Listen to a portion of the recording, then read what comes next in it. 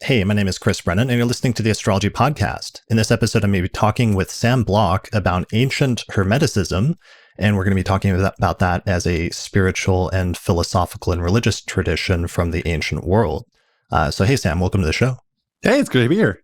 Yeah, so you are the author of, last year you wrote a series of posts on your website, on your blog, which is titled The Digital Ambler, on Hermeticism, and frequently asked questions about ancient Hermeticism that I thought was a really great treatment and really good introduction to that topic. And so I've been meaning to talk to somebody about this for a while because it's such a complicated issue, but it was such an important philosophy that interacted with ancient Hellenistic astrology in very important and interesting ways. So I was hoping we could give kind of like an overview for those that don't have any background on what ancient Hermeticism is today and some of the different philosophical and religious concepts associated with it. So in terms of the starting point for that, what do we know about what survives of ancient Hermeticism today from the classical world? Plenty. It's just how it got here kind of is a messy story into itself. So we have a whole bunch of texts that survive from the ancient world. And when I say ancient, specifically I mean the period from about 1st to 4th century CE. 1st to the 4th century CE? Yeah, roughly speaking. Okay. From specifically Roman Empire period Egypt. So this is kind of still in Hellenistic Egypt, just post-Ptolemaic period. So especially like Alexandria, Egypt? Alexandria, I personally favor more of a Thebes centering, but yeah, all of the Nile was heavily urbanized up and down. So, yeah. So this is after the Hellenistic period after Alexander the Great from the Greeks and Macedonians came in and conquered Egypt and Mesopotamian parts of the Mediterranean world. And then all of a sudden, for the next several centuries, up until the 1st century, Egypt was under the control of Greek-speaking rulers. And that Greek or Hellenic culture started to mix together with Egyptian and some Mesopotamian, as well as some Jewish cultures and different things, all in that area of like Egypt and Alexandria and other surrounding cities. Exactly. Yep. That's exactly what happened. So that's sort of the cultural context. And out of that cultural context of this synthesis and fusion of different cultures and philosophies of religions, we eventually see the emergence of some sort of other philosophy or some sort of mixed philosophy, which is partially what we refer to as Hermeticism. Yes. So like that time period religiously in that part of the Mediterranean world was super weird. Like you have all these new religious movements cropping up left and right. And this term is heavily debated, but you see the rise of all these pagan monotheisms popping up left and right. What was their context before that? Like, what were the different philosophies? There was, like, what, Platonism, Aristotelian? Sure. There are philosophies, a lot of Hellenic philosophies, they become Hellenistic if you want to draw a distinction. And then you have also had all the various traditional religions. You had the various mystery cults like Mithraism, the Isis cult, the cult of Eleusis, and so forth. But around the turn of the millennium, new cults started popping up. I use cult in the traditional sense. New religious movements start popping up, that either were really sectarian breakaways from existing religions or were just brand new mystic movements that kind of caught on popularly. You have the Hypsisterians as a good example of this. You could call them, say, general God-fearers, and that's often how they're called sometimes. But you also have these notions of, a local god in one part of the Mediterranean that was kind of worshipped as just the god. In some cases, this might be modern scholars reading in too much the little Greek phrase hotheos. But other times, you do see this pronounced monolatry verging into monotheism. And it's a really weird thing you just see popping up left and right in that time period of the Mediterranean world. And that also comes along with the rise of the Roman Empire, with new forms of government, sometimes really authoritarian forms of government, that radically transformed existing ways of living, economy, military, commerce all across the Mediterranean. And it's the same kind of context that spurred on Christianity's growth as well. So you can kind of consider to be almost not quite a sister path, but very similar kind of context that spurred on those kind of cults. And what we today might consider Hermeticism also arose in that similar context. Right. So, and that's a really good point in terms of parallel of thinking about Christianity being one of the religions or the cults that arose during the same time period around the 1st century CE, in that it didn't just fully come out of nowhere, but it drew on earlier established religious and sometimes philosophical traditions, like, for example, obviously like Judaism, for example, and building upon much of the earlier textual and religious tradition that came before it. But then there were other philosophical and religious schools that also emerged around the 1st century and after, which mixed together the different philosophies and religions that were present in the Mediterranean in different unique ways. And so you mentioned also Mithraism as like another important one, for example, that didn't become as influential in the long term, but was pretty popular back during that time period. And then, so Hermeticism is unique because what are some of the philosophical schools that it drew, or religious schools that it drew on and was influenced by? Because that's, to me, that's one of the most interesting things about Hermeticism is what's usually referred to as like its eclecticism, that it was a somewhat eclectic religious philosophy. So the way I like to consider specifically classical Hermeticism, the original, things we would consider today as Hermeticism, to be a blend of Egyptian religiosity mixed with Hellenic/Hellenistic philosophy. And of those philosophies that fed into it, most people nowadays, when they think of Hermeticism, they think, oh, Neoplatonism, oh, Iamblichus, which later on, sure, absolutely. It definitely, as time went on, picked up a lot more Platonism and a lot more specifically Neoplatonic doctrine and ideas. But if you look at the older Hermetic texts themselves, it's largely a blend of Stoicism and Middle Platonism.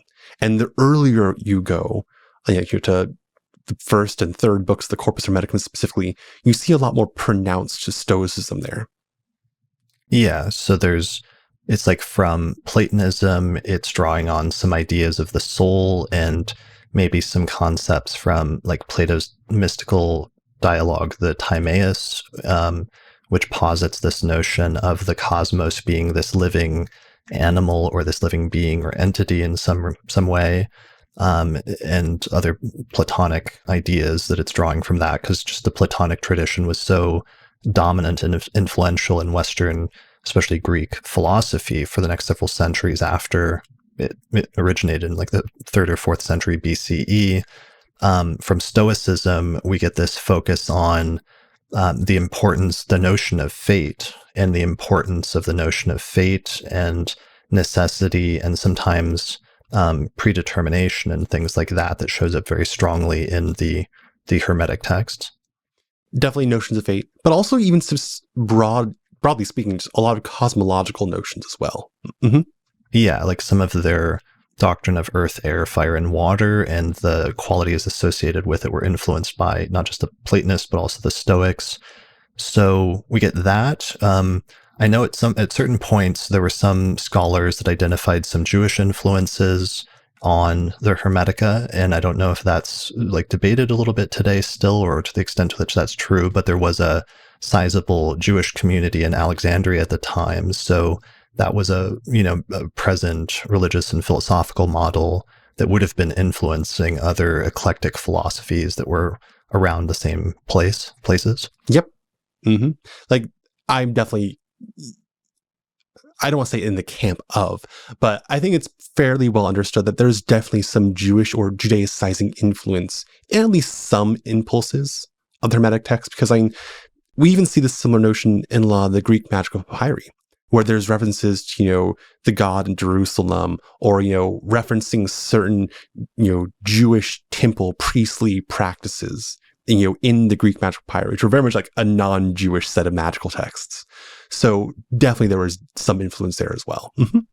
Okay. So we've got those sort of Greek philosophical influences, but then there's also, sometimes it's more overt, and sometimes more recently, it's more subtle, but it's been drawn out by scholarship, some genuine native Egyptian influences in the Corpus Hermeticum or in the Hermetic texts as well, so that there's some elements from traditional Egyptian religions that may be influencing the texts also, right?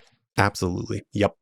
And for a long time, this was kind of thought of as like the thing, and then it wasn't the thing, and now it's the thing again. But with recent scholarship over the past 100 years and so, yes, absolutely, there's been a lot more confirmed Egyptian, presence in the Hermetic text and what we see today as Hermetic practices. Yeah. Mm-hmm. Okay, and let's explain the three-part thing that you just mentioned, because I think that's a really important thing, because it's like the initial phase is these are sort of presented on the surface level as quasi like Egyptian texts, and were often regarded in the ancient world or in later times, like in the Renaissance, as Egyptian wisdom teachings, because that's almost how they present themselves in some way.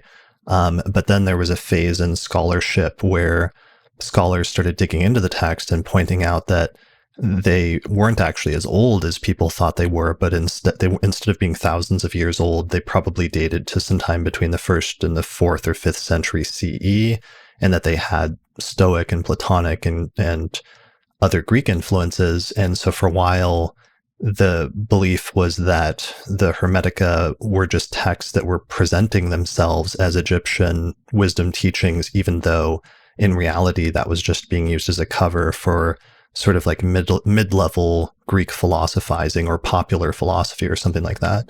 But then more recently, over the past century, with the discovery of new texts, there's been some revisions of that. And now it's heading back in the other direction, where some scholars are identifying some legitimate Egyptian influences from philosophy and religion on these texts, so that it does seem to have incorporated that to some extent.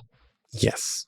So if you look back at a bunch of classical references to Hermetica or Hermeica, what we would nowadays see as, quotes from the Corpus Hermeticum or quotes from the Asclepius or whatnot, you see other people across Mediterranean, the classical world, patristic writers, for instance, Roman philosophers, call this just Egyptian wisdom. Iamblichus, in his reply to, his mentor, framed himself as an Egyptian priest, presenting texts that we'd later find in Hermetic texts as coming from an Egyptian authority. So, and later on in what I call the Arabic era, when a large number of Arabic texts were focusing on alchemy and magic and astrology, they reference Hermes as an Egyptian scholar, as an Egyptian hero, with people going into Egyptian tombs to recover knowledge and lore preserved by Hermes.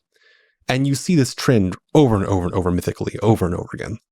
And, with Ficino translating the Corpus Hermeticum at the beginning of the Renaissance, this got a new revitalization. Again, repeating the idea that this stuff is ancient Egyptian wisdom passed on to the modern day. Right. There was like a classic story about he was translating Plato. Ficino was like a Greek scholar, and he had a patron who was very wealthy, who was paying him to translate all of Plato's Greek texts, which are like super important foundational works in Greek philosophy, into Latin, which was the language of Europe in the day. And then they supposedly got suddenly this collection of manuscripts of philosophy attributed to Hermes, the Corpus Hermeticum, as we call it today. And he supposedly stopped translating Plato and then started translating these Hermetic texts, because they thought, or there was the perception at the time, that the Hermetic texts were so much older than even Plato that they deserved precedent. And I'm not sure if that story is actually, it sounds like it might be a little bit Hollywoodified, I think, or it might not have gone down exactly like that, but it at least gives you some idea of the importance at a certain time frame that these texts were held during the Renaissance. If I understand correctly, that patron that Ficino had was the Medicis. And when his specific patron commissioned him to switch over from Plato to the Hermeticism, it's because his patron was getting pretty old at that point and was kind of getting more concerned with this knowledge of salvation and how to save the soul. And to suddenly have these texts drop into his lap from like the teacher of Moses himself, as a surefire way to gain salvation of the soul and cosmic power, that's a pretty good impetus. Like, that's far as I'm aware, like that's actually what happened in history. That's how we got the Corpus Hermeticum translated from Byzantine Greek into Latin. Yeah. Okay. And so that leads us to more or less the primary text of Hermeticism today. And so here, for those not watching the video version, I'm holding up the Brian Copenhaver translation of the Corpus Hermeticum with the Latin Asclepius, which is titled Hermetica. And this is sort of like the standard scholarly translation of the primary or core group of Hermetic texts that survive today that we associate with the classical Hermetic tradition from the ancient Greco-Roman world, which is a series of, 16 or so Greek philosophical texts or quasi-philosophical or religious texts, as well as one Latin text that survive. And that's sort of the core of what survives essentially textually of the ancient philosophy of Hermeticism, right? Yeah, that's a good summary of it. Yeah. Okay. How many actual tracts are there in the Greek Corpus Hermeticum? There are 17 texts. They are numbered 1 through 18, with 15 being skipped. This isn't some taboo or mystery about, book 15 is missing. No, it's because Ficino made a goof when he was translating the Corpus Hermeticum and accidentally, but included another text from a completely different body of collection of Hermetic texts, which for today's scholarship, we just drop out book 15. And so it goes 1 to 14 and then 16, 17. And then there's book 18, which some people think is just an insipid little bit of prose and doesn't actually need to be in the Hermetic collection. That's for people's opinions to sort out, I guess. Okay. Yeah. So, but anyways, so it is a collection of texts that survived that we think was written between about the 1st and 4th or 5th century CE, largely in Greek, but one of the major ones is in Latin. And then that's sort of the core of what survives of Hermeticism, of ancient Hermeticism. And then in modern times, there's also been some additional texts that have been rediscovered, or some fragments of texts that have been identified as also coming from this sort of Hermetic milieu or sort of set of philosophies or religions that's loosely associated with it, right? Yes. It's like with the Nag Hammadi corpus. We have a couple of, largely Gnostic bodies of texts, but we do have a couple of Hermetic ones in there.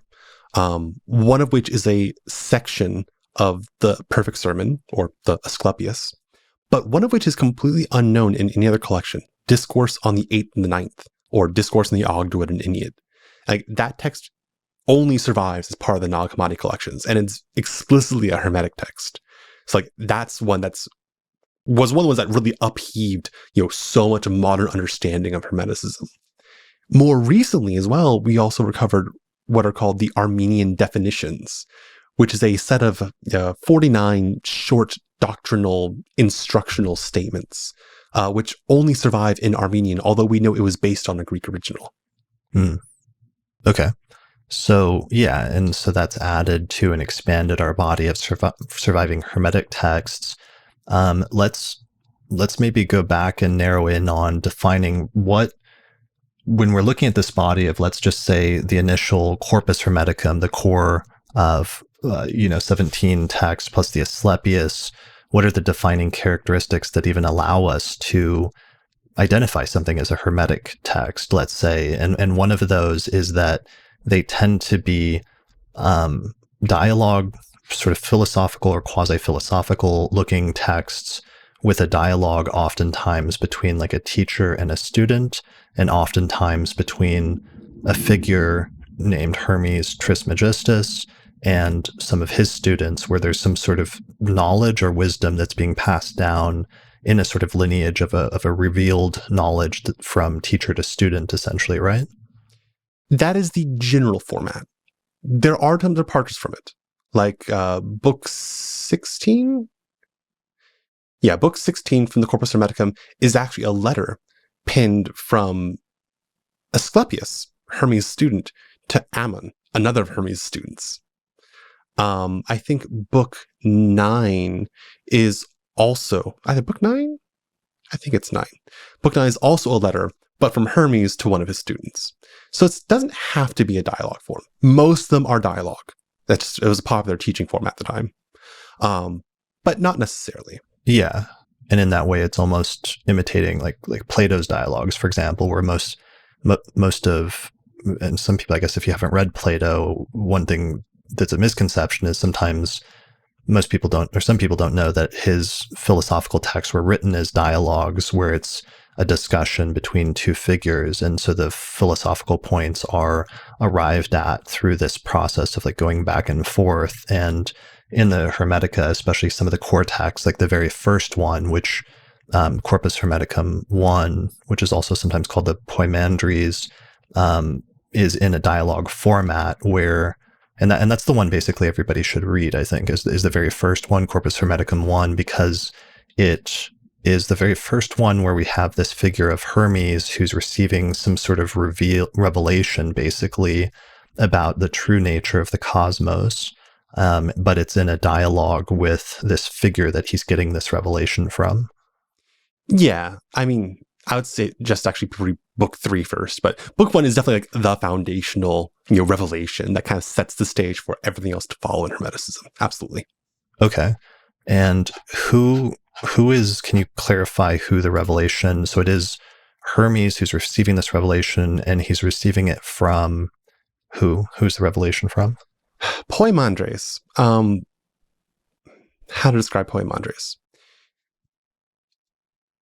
You might be familiar with the notion of the Agathos daimon, the good demon, which is a very popular deity to worship and venerate both in Egypt and in Greece, although in kind of different forms. In Egypt, Agathos daimon was associated with the god Shai, literally the deity of fate itself, fate personified. And in that regard, Poimandres is kind of a Agathos daimon-ish figure. Because in a few other Hermetic texts, you do see Agathos daimon being called a teacher of Hermes Trismegistus. In another sense, you might consider Poimandres to be a aspect, as it were, of the Egyptian god Thoth, which might seem confusing to some people because, well, you have Hermes, who is Thoth to many people, and then you have Poimandres as a Thoth teaching a Thoth. It's a little complicated, but you have another theory that Poimandres is actually a deified pharaoh, because we know that the Egyptians had large pharaonic cults, cults of the dead to certain deified kings of theirs, and one theory goes that Poimandres is actually a survival of one of those divinified, worshipped pharaohs who was then helping someone out specifically with a revelation of how things really are. It's a really confusing figure, and to this day, there is no one scholarly consensus to who or even what Poimandres is. All we know is that in this text, in Corpus Hermeticum CH1, he is this divine revealing, you might even consider him an angel of God to reveal the nature of the cosmos to Hermes. Yeah, it's like almost set up, even though it's a shadowy figure, it's like he's having some sort of revelation essentially from God or from some divine source that's showing him the true nature of the cosmos. And through this sort of revelation and through this sort of vision, but he's also being sort of walked through it by a teacher that he's in dialogue with. Yep. Mm-hmm. And I also want to note a distinction between a Hermetic dialogue and like a Platonic dialogue. In a Platonic dialogue, it's typically like a back and forth discussion, where one person will propose something and then the other person will kind of shoot it down, propose something else, which will itself get shot down or re-inspected more closely. That's like the Socratic process you see in a lot of Platonic dialogues. Hermetic dialogues are rarely as involved as that. Like, it's really just like Hermes teaching, and then maybe like one or two questions by the other person, usually Asclepius or Tat, Hermes' son. It's a lot more simpler, so it's not as involved as a normal Platonic dialogue. Right. Yeah. And it's funny in the first one, sometimes there's even a sort of like reluctance sometimes of the student or an impatience that gets expressed at some points in the dialogue, and then the teacher like reprimands him for it and says like, slow down, or like, I'm getting there. Yep. Mm-hmm. Definitely there.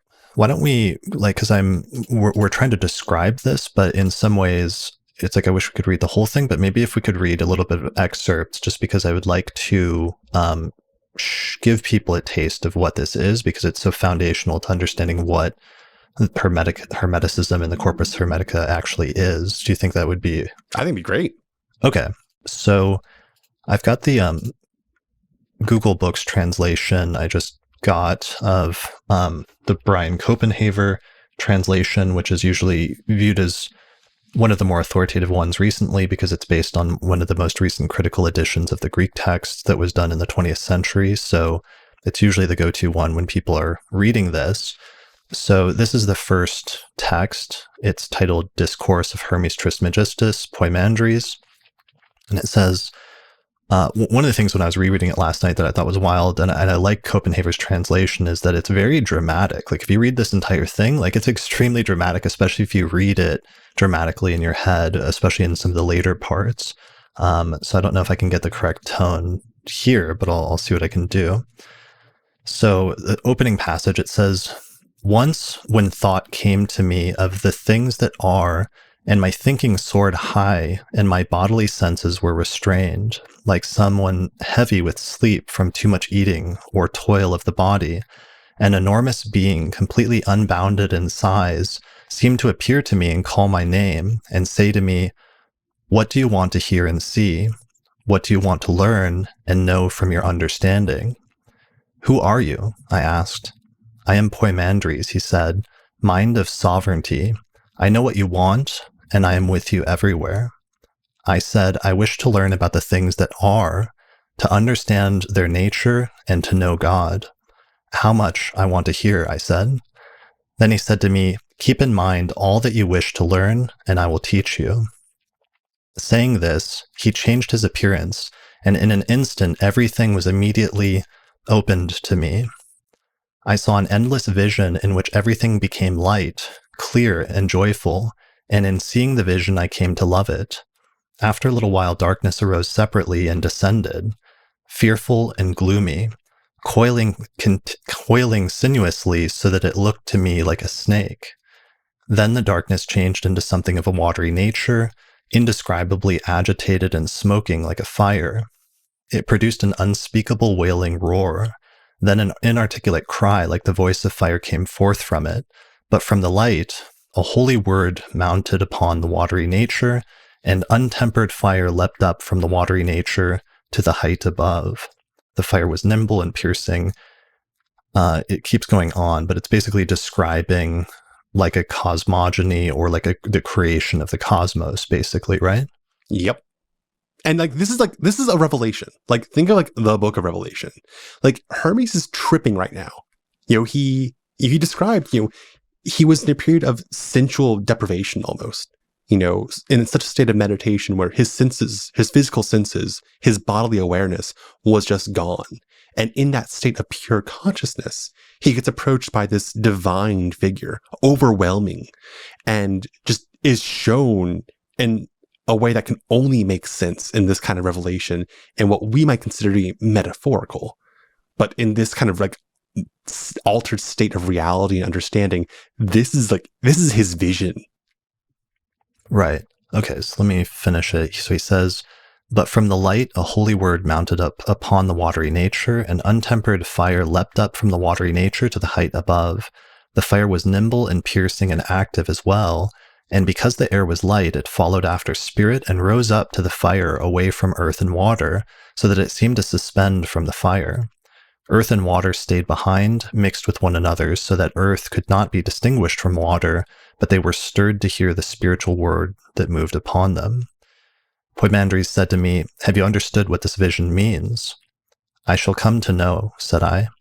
'I am the light you saw, mind, your God,' he said, 'who existed before the watery nature that appeared out of darkness.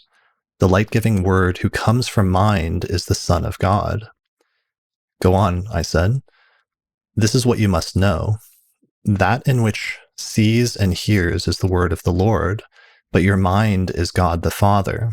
They are not divided from one another, for their union is life.' 'Thank you,' I said. 'Understand the light, then, and recognize it.' After he said this, he looked me in the face for such a long time that I trembled in his appearance. or at his appearance. But when he raised his head, I saw in my mind the light of powers beyond number and a boundless cosmos that had come to be. And then he says, the fire encompassed by great power and subdued kept its place fixed. In the vision I had, because of the discourse of Poimandres, these were my thoughts. Since I was terrified out of my wits, he spoke to me again.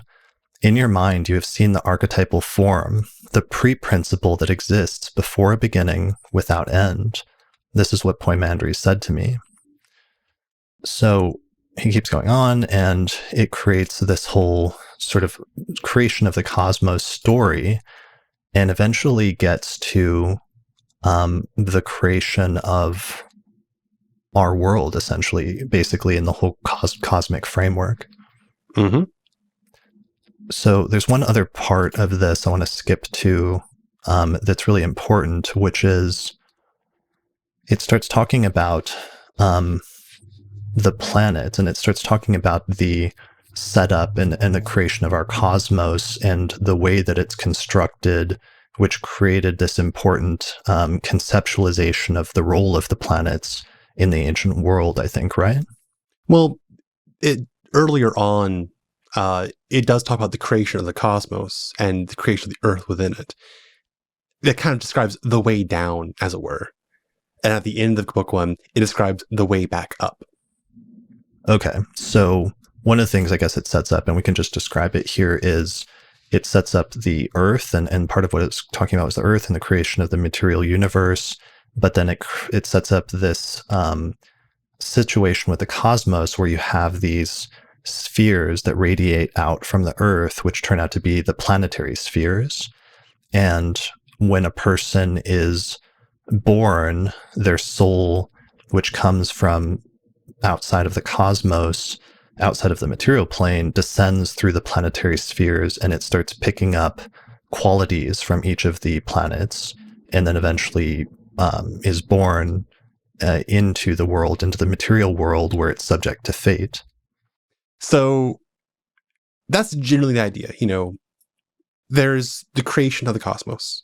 Then there's creation of the heavens and the creation of the earth, nature, as it were. And then there's humanity. And we are made ontologically as the same level as the Logos itself, the Word of God. And more than that, not only are we described as a child of God, in much the same way that the Logos is, but we're also described as in the likeness of God, which is a really important thing, because even the Logos doesn't get that kind of distinction. Right. So as we're made, because all things love God, everything has a cosmic sympathy with the divine. And we are an image of the divine. Therefore, everything has a cosmic sympathy with us as well, because we are human. And humans are made in the image of the divine. So because of that, all things wanted a little part of us. And we want a little part of everything. So we kind of asked, our parent, God, to, hey, could I play around this neighborhood? And God said, absolutely, go on, knock yourself out. And so we did. We wandered off the neighborhood. We picked up a little bit of everything, a couple houses, and then we just found this really cool house, owned by nature, the earth. And nature just loved us. She made a whole body for us. And we looked at the body made for us, which is a reflection of us. And because we saw a reflection of us, we saw an image of ourselves, and we're in the image of the divine. So we naturally fell in love with ourselves, kind of like a big narcissist moment. And then we just inhabited the body. It's a fall of mankind, as it were, but it's not talked of necessarily in negative terms. This is the meeting of the soul with the body.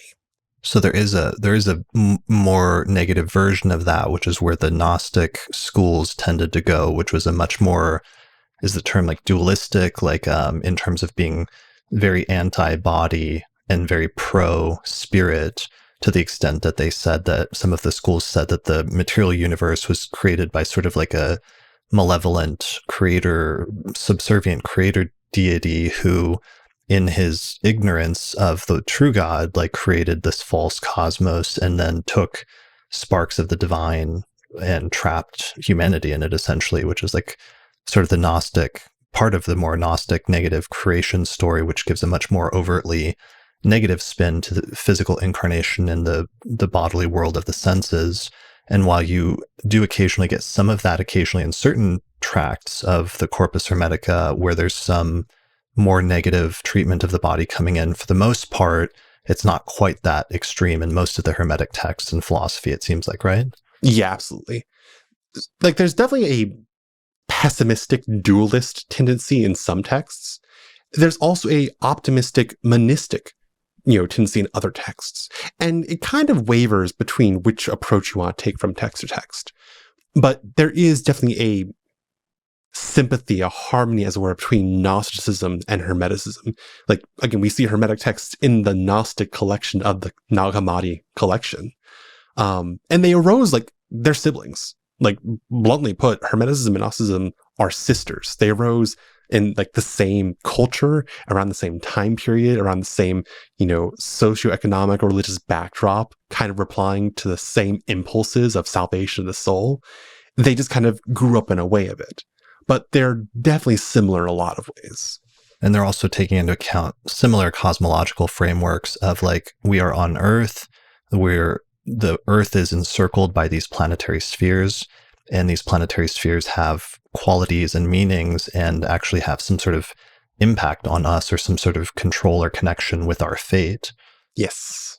Because by this point, the starting with Plato, at least, Plato in the Timaeus, or maybe it was in the Myth of Ur in the Republic, associated the sphere of the planets with Heimarmene, which is the Greek term for fate. And so this began a long-running tendency that picked up, especially during the Hellenistic period, to associate the planets with the concept of fate, and eventually culminated in the rise of Hellenistic astrology, which was the belief that you could use astrology, and especially use the study of the birth chart or natal astrology, to study your fate and to know what your fate actually is. Yes, absolutely. Mm-hmm. And we actually see an identification in some Hermetic texts that really make explicit the connection between the planets and fate. So it's definitely a thing. Yeah, that's actually, it turns out that was literally the next passage that I was about to read when I stopped, and I should have kept reading. So let me read that passage from Corpus Hermeticum 1 as part of this sort of creation myth that it says up. So where I left off was where it said, in your mind, you've seen the archetypal form, the pre-principle that exists before a beginning without end. This is what Poimandres said to me. The elements of nature, from whence have they arisen? I asked. And he answered, from the counsel of God, which, having taken in the word and having seen the beautiful cosmos, imitated it, having become a cosmos through its own elements and its progeny of souls. The mind, who is God, being androgynine and existing as life and light, by speaking, gave birth to a second mind, a craftsman, who, as God of fire and spirit, crafted 7 governors. They encompass the sensible world in circles, and their government is called fate. So that's it, and that's really crucial right here in the Corpus Hermeticum, in the very first, one of the most important and what's usually considered one of the oldest and most foundational texts for this entire set of different texts and this broad sort of philosophy. It sets up this creation story where part of the creation story is that the planets are encircling the earth and that they are the governors of fate. Yep. Mm-hmm. Okay. So one of the points, though, that ends up being important is the revelation, and part of the revelation that occurs in the first text of the Corpus Hermeticum in the Poimandres is this notion that while we're alive, that we're in a physical body, and the physical body is subject to or is under the control of fate and under the control or influence to some extent of the planets, which are the governors of fate. However, part of the revelation, it seems like in the very first text of the Corpus Hermeticum, is that we also have some sort of soul which is not from the material plane, but actually descended from some other plane outside of the planetary spheres, and that the soul itself is not subject to fate. in the same way, at least when it's not down here encompassed by the physical body. Is that more or less correct? Yes. So the idea is that, our souls, what and who we really are, was made directly by God. God made the demiurge, the craftsman, who made the rest of the cosmos. But we are not a product of our cosmos. Our bodies are a product of the cosmos. And therefore, our bodies are subject to the laws and energies of the cosmos, inherently, innately. Our bodies cannot escape that kind of fate. Our souls, however, are technically immune to fate, because it comes from a place beyond fate. The difficulty, the rub for us, lies in the fact that our souls inhabit these bodies. You go outside, you're wearing a shirt. People will make fun of you or they'll comment on your shirt, and you can't but receive those comments unless you just take off the shirt entirely. But you can't do that because you're in public. In much the same way, our souls are wearing these bodies, and these bodies are what's subject to fate. Our souls aren't subject to fate, but because of how closely intermingled our souls are with our bodies, our souls can still be impacted by fate. I'm sure you might have heard the saying, astrology, does not, how's it go? It does not compel, it only impels. You get a certain transit, it's not going to tell you, you will act like this. It gives you an impulse to act in a certain way. In much the same way, we describe that of the soul. Fate compels the body. It impels the soul. It does not compel the soul in the same way it compels the body. Right. So there's a notion that once our soul becomes incarnated in a body, that we're subject to some of the things that come with the body, which is not just health and sickness, which is one of the physical things then that is said to be subject to the planets, but also to desires and to other motivations that arise primarily from the body rather than the soul, and that can cause us then to be led into certain things or to do certain things that the soul might not do otherwise if it was not encompassed by the body. But because it becomes so intertwined with the body, the ability of the planets and of fate to act on the body becomes something that can kind of drag the soul along as well. Yes.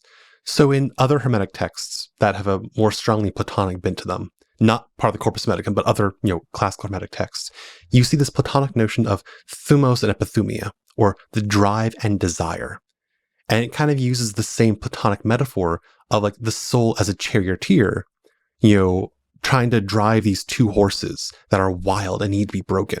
And if the charioteer isn't good at what they're doing, the horses will just take that charioteer wherever they want, whether it's into a ditch or into a wall. It could spell doom for the charioteer.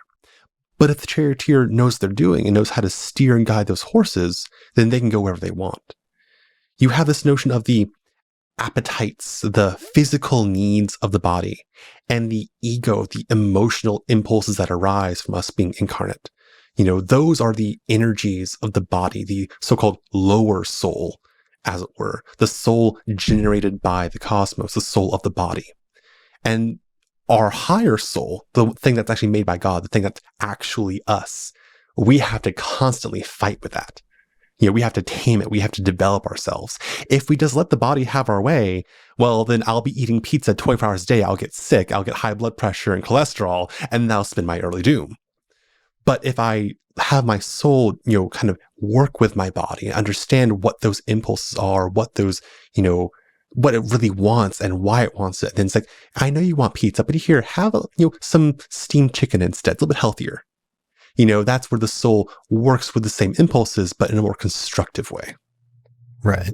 So this is what gave rise to what became common, especially in the later medieval tradition. And it's one of the ways that astrology was able to survive even after the rise of Christianity, through this distinction between like natural astrology, where they started saying that astrology and the planets have influence over the body, but they don't control the soul or necessarily maybe even the mind to a certain extent. But instead it's something that it relates to the body as a almost natural phenomenon. Yes. Yeah. We see that pretty much explicitly in the Hermetic text. Yes. Yeah. Although it's a little complicated in the Hermetic text because it also says that, your temperament is part of what the planets have control over, which does start getting into things that have to do with like your actions and your choices and motivations and things like that. I think this is a good point to read the last passage when the ascent, when Hermes asks Poimandres to describe the ascent of the soul, because then we get to the other astrological section. All right, so let me read that. It says, so Hermes, then he's talking to his teacher towards the later part of the dialogue, and he says, "You have taught me all these things well, O mind, just as I wanted, but tell me again about the way up. Tell me about how it happens." To this, Poimandres said, "First, in releasing the material body, you give the body itself over to alteration, and the form that you used to have vanishes. To the daimon that you give over your temperament, now inactive." So that's a really important point. So it says that the daimon, or the personal spirit in some sense, or spirit guide, is somehow in charge of your temperament, and that ties into their astrological doctrine. So it says, to that daimon you give over to your temperament, it becomes inactive after you die materially. So then it goes on, it says, the body's senses rise up and flow back to their particular sources, becoming separate parts and mingling again with the energies, and feeling and longing go on towards a rational nature. Thence the human being rushes up through the cosmic framework, at the first zone surrendering the energy of increase and decrease. So the first zone is the sphere of the moon. So it's attributing to the moon notions of increase and decrease because of the waxing and waning of the moon. At the second sphere, you give up evil machinations, a device now inactive. So the sphere of Mercury in this Hermetic text, it's associating with Mercury and the trickster energy of Mercury and calling it evil machinations.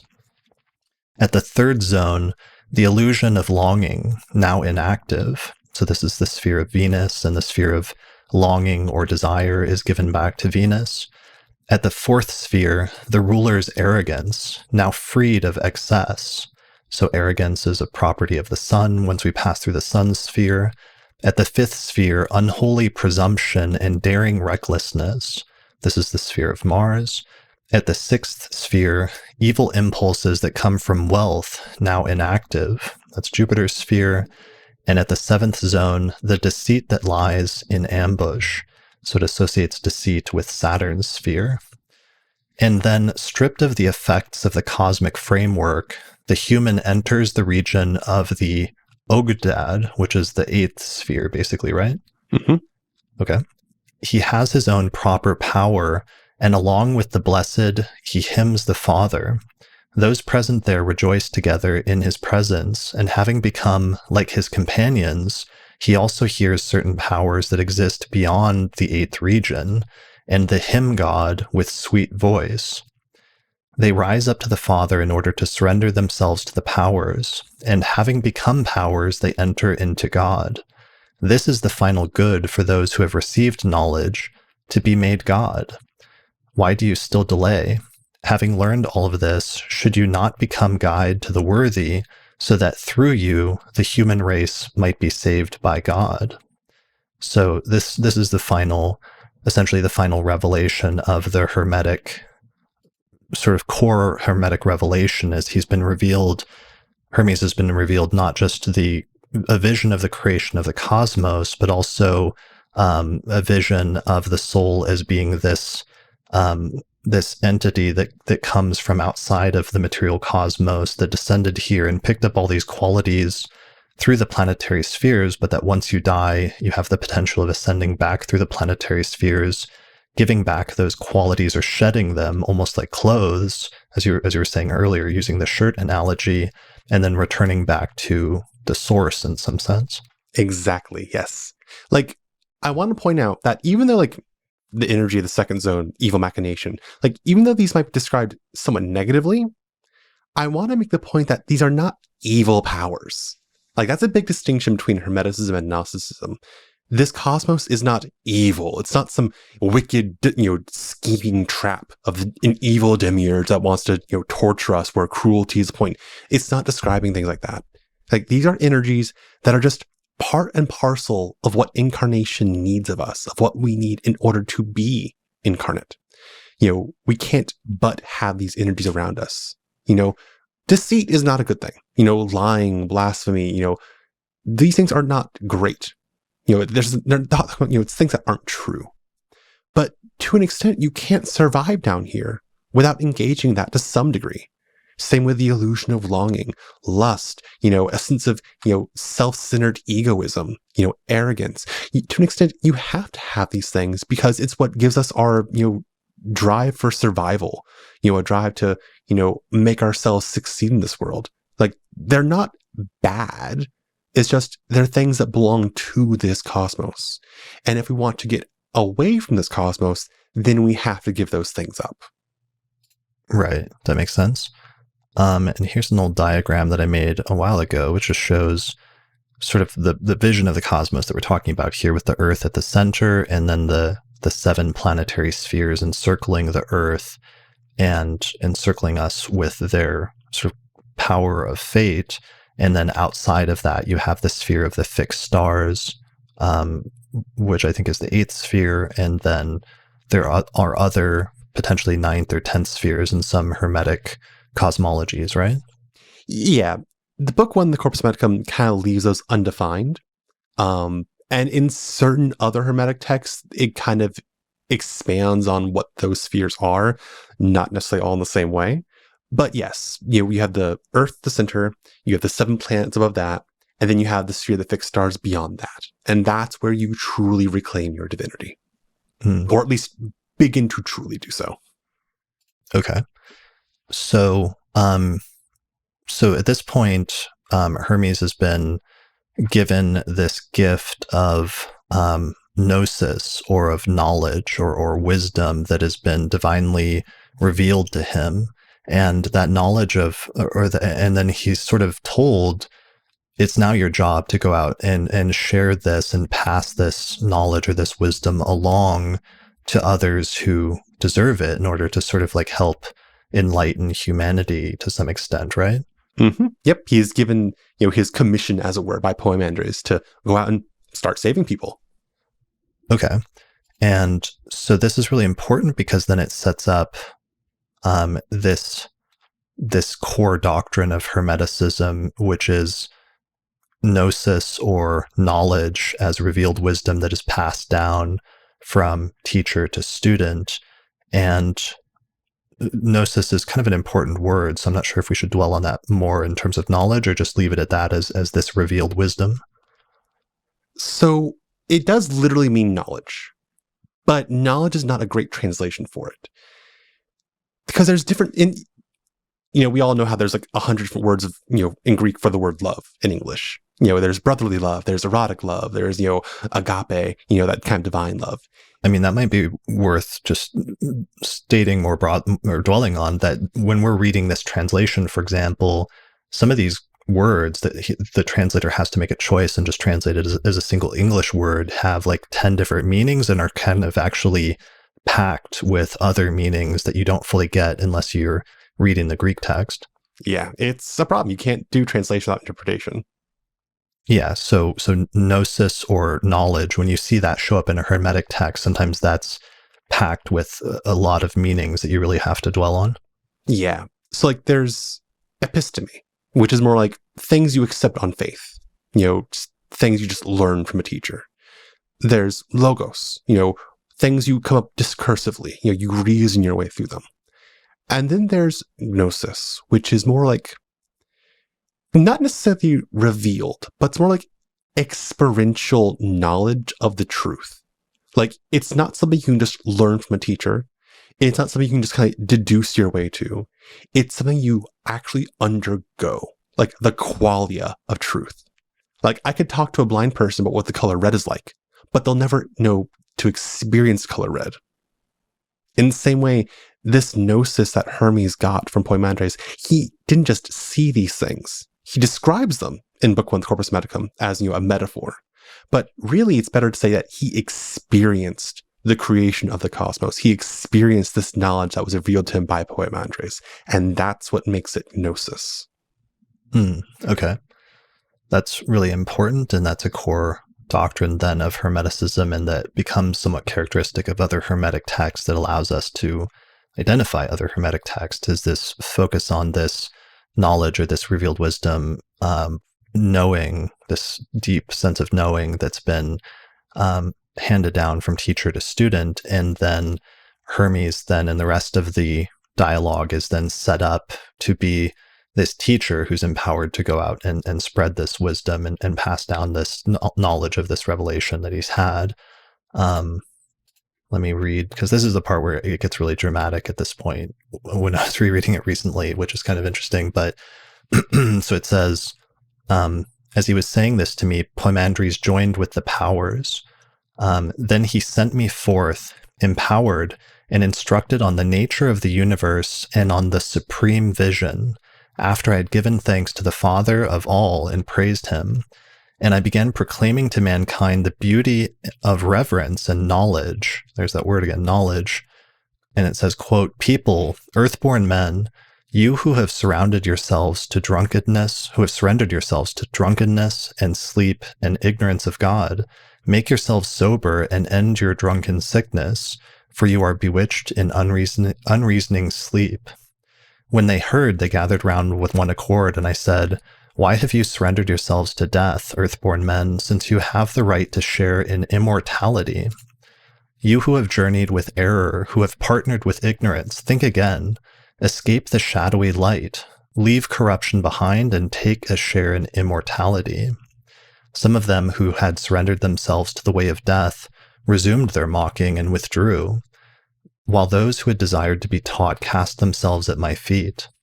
Having made them rise, I became guide to my race, teaching them the words, how to be saved and in what manner, and I sowed the words of wisdom among them, and they were nourished from the ambrosial water. When evening came and the sun's light began to disappear entirely, I commanded them to give thanks to God, and when each completed the thanksgiving, he turned to his own bed. Within myself I recorded the kindness of Poimandres, and I was deeply happy because I was filled with what I wished, for the sleep of my body became sobriety of soul, the closing of my eyes became true vision, my silence became pregnant with good, and the birthing of the word became a progeny of goods. This happened to me because I was receptive of mind, of Poimandres, that is, the word of sovereignty. I have arrived inspired with the divine breath of truth. Therefore I give praise to God the Father from my soul and with all my might. And then it has this set of short lines. It says, "Holy is God, the Father of all. Holy is God whose counsel is done by his own powers. Holy is God who wishes to be known and is known by his own people. Holy are you, who by the word have constituted all things that are. Holy are you, from whom all nature was born as image. Holy are you, of whom nature has not made a like figure. Holy are you, who are stronger than every power. Holy are you, who surpass every excellence. Holy are you, mightier than praises. You whom we address in silence, the unspeakable, the unsayable, accept pure speech offerings from a heart and soul that reach up to you. Grant my request not to fail in the knowledge that benefits our essence. Give me power, and with this gift I shall enlighten those who are in ignorance. Brothers of my race, but your sons. Thus I believe and I bear witness. I advance to life and light. Blessed are you, Father. He who is your man wishes to join you in the work of sanctification, since you have provided him all authority." So that was really extensive and a long thing to read, I realize, and especially part of it's out of context, but it's kind of important because that sets up everything else in Hermeticism, which is we have seen Hermes receive this divine revelation, and then his goal then is to go out and to teach it and to pass it forward and to share it with the world and to help people to understand their divine origins, and that they are not of this world in some sense. Yes, like this really points out that the central impulse of Hermeticism is salvation of the soul. Like a lot of people might, who might just be tuning in, just to, see that prayer that Hermes recited, like it sounds really Christian. It sounds really like Abrahamic. And it kind of is, it's been called a Trisagion in many ways, like the Trisagion of Isaiah, holy, holy, holy is the Lord. It's very much like the whole Hermeticism, and as book 1 sets up, is about teaching a way to save the soul through the gnosis of God as the creator of all things and of ourselves as a creature in creation. And everything else in Hermeticism really builds on that one impulse. There's, of course, the Delphic maxim, know thyself. Well, why is that so important? Because if you know yourself, you know everything around you. If you know everything around you, you know where it comes from. You know where you come from. You know how everything is tied together. And if you know where you come from, you also know where you need to go. Right. That makes sense. And then subsequent texts in the Corpus Hermeticum are often then dialogues between Hermes and subsequent students like Asclepius or other figures who then become teachers, like Asclepius becomes a teacher himself and then passes on the knowledge to other students. And so this dialogue format and this teacher-student passing revealed knowledge down about the true nature of the cosmos becomes a recurring theme throughout most Hermetic texts. Yeah, and it's not just revealed knowledge itself, and this would be more episteme as opposed to gnosis. It's more like handing the keys to gnosis over. It's the goal of episteme, the purpose of episteme, that kind of taught knowledge as opposed to experienced knowledge, is to build a foundation, give a framework, set expectations, as it were. And within that framework and set of expectations, then the student can then do the work of, entering into altered states of, awareness, ritual work, theurgy, and so forth, to then experience that knowledge, to get the gnosis. So, like at multiple points throughout the Hermetic text, like there's this repeated notion that like I can't say these things, like I can't speak what truth is, because no matter what I say, it's not going to be true. You have to experience the truth for yourself. And all Hermes does is just show the way to do that. Right. And that makes me think of this passage I wrote down when I was taking notes in preparation for this from Nicola Denzi Lewis in her book, Introduction to Gnosticism, at one point talking about what you were referring to earlier, that this is kind of about salvation, and it's a salvific sort of religious set of texts. Has this section titled "Knowledge as a Path to Salvation," and she says, "The very fact that the Hermetica consistently feature a teacher instructing a student is witness to the fact that those who read the Hermetica were convinced of the importance of knowledge passed down through a human teacher, the acquisition of this knowledge in its fullest form, and the development of this knowledge as a form of salvation. The most important thing to bring salvation is acquiring knowledge, especially concerning how the cosmos works and how it mirrors God's goodness." So therein, I think, lies part of the importance of astrology, and why astrology is one of the things that actually recurs as a somewhat frequent motif in Hermeticism, to a certain extent in the philosophical Hermetica, but then also in other Hermetic texts that we associate with what scholars sometimes call the technical Hermetica, which are practical texts on astrology, alchemy, and other sort of topics like that, of sort of esoteric or occult knowledge, are more practical texts that talk about also understanding the nature of the cosmos, and having some deeper understanding of how the world works. Yes. So in a couple of the Stoic fragments, there's this notion of how things come to be in a very high level framework. Like there's this notion of providence, the mind and will of God, what God wants to happen. What serves providence is necessity, kind of ensuring that what God wants to happen is consistent, regular.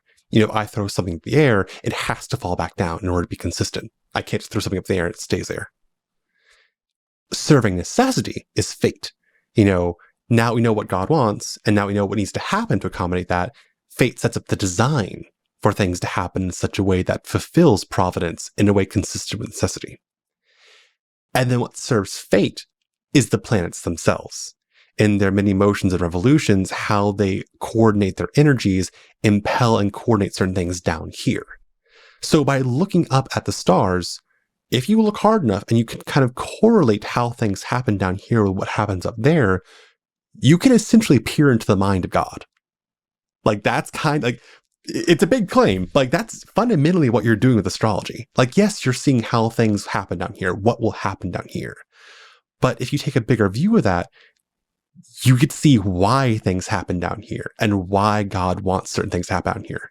And that's kind of why astrology is so important for Hermeticism, because you get to learn the design of God and therefore our design, what makes us tick, what our role is in the cosmos, what role we need to play. And then by playing along with that role, how we get to play that role to the best of our ability to fulfill what we need to do so we can finish our role and just leave the stage. Right. So it's like letting you, in looking at or contemplating astrology, it's allowing you to contemplate the inner workings of the cosmos.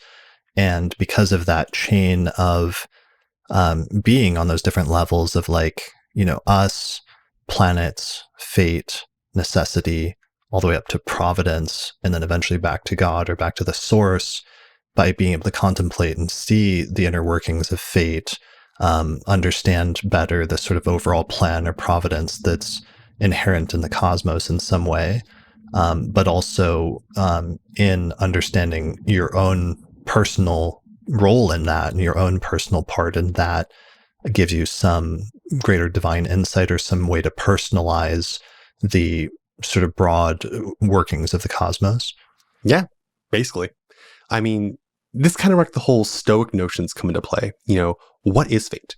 And then what do you need to do in order to go along with your fate?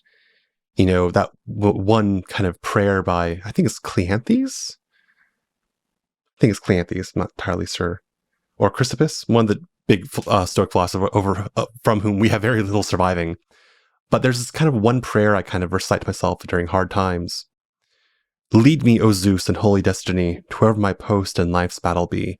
Willing I follow, were it not my will, wicked and wretched would I follow still. You can't but go along with your fate. One way or the other, your fate's going to happen. It's just on you to determine how you react to it. And so once you learn your role, then it's on you to, be responsible for yourself, to be responsible for your role in the cosmos and live it up to the best you possibly can. Right. Yeah. Because ultimately it has a providential design, which is good. And going back to the Stoics, I guess at the core of that is the notion that each event has a prior cause, and whatever outcome that happens when something happens, there was something before it that led to that. And that if you follow that chain of causation all the way back, it goes back to the very beginning of the entire cosmos. So there's this notion that there's a sequence of events that is sort of pre-ordered or preordained in some sense, but because they believed that the cosmos was sort of divine in some sense, that this sequence of events was ultimately good, and that whatever happens in the cosmos, even if we subjectively don't prefer it or we don't enjoy the experience subjectively in some instances in terms of the events that occur in our individual lives, that somehow that plays into some broader sequence of events or some broader plan that has a purpose and has a important that's going somewhere that's good ultimately. And therefore, even if we don't like it or prefer it subjectively, we should ultimately find a way to become okay with it because it's for the greater good in some sense. Absolutely. And I want to, emphasize that, Hermeticism is not Stoicism. Like there's a lot in Hermeticism that Stoics would outright laugh at. But when you look at records of, contemporary Egyptian priests like Chiramon or Manetho, from historical records, you see these notions that they were described as Stoics. Now, it may well be that they may have actually studied and professed Stoicism as a Hellenistic philosophy while being Egyptian priests.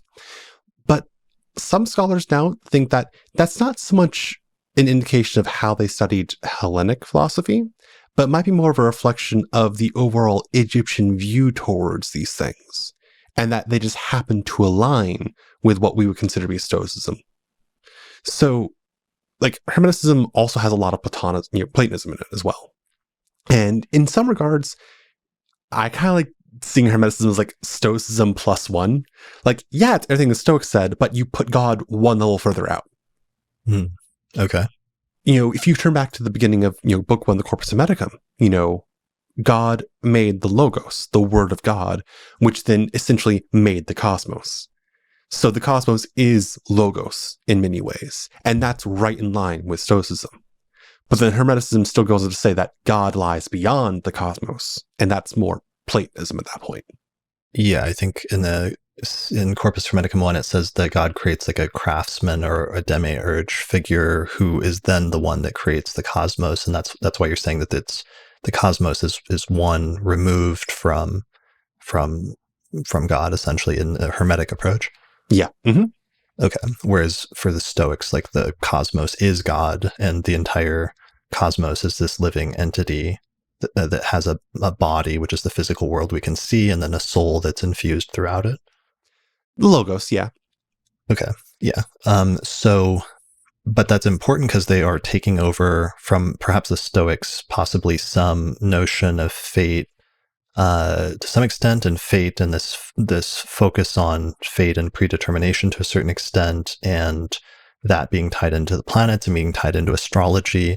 But there's also an inherent focus in Hermeticism that's really important on self-knowledge and of knowing yourself and knowing your place in the cosmos and knowing the inner workings of the cosmos. And I think that's one thing that really sets it up as being very amenable to astrology then, as one of the means of not just knowing the inner workings of the cosmos, but also in terms of developing self-knowledge and the ability to have self-knowledge in order to sort of comport yourself in a way that's appropriate to the Hermetic ideal.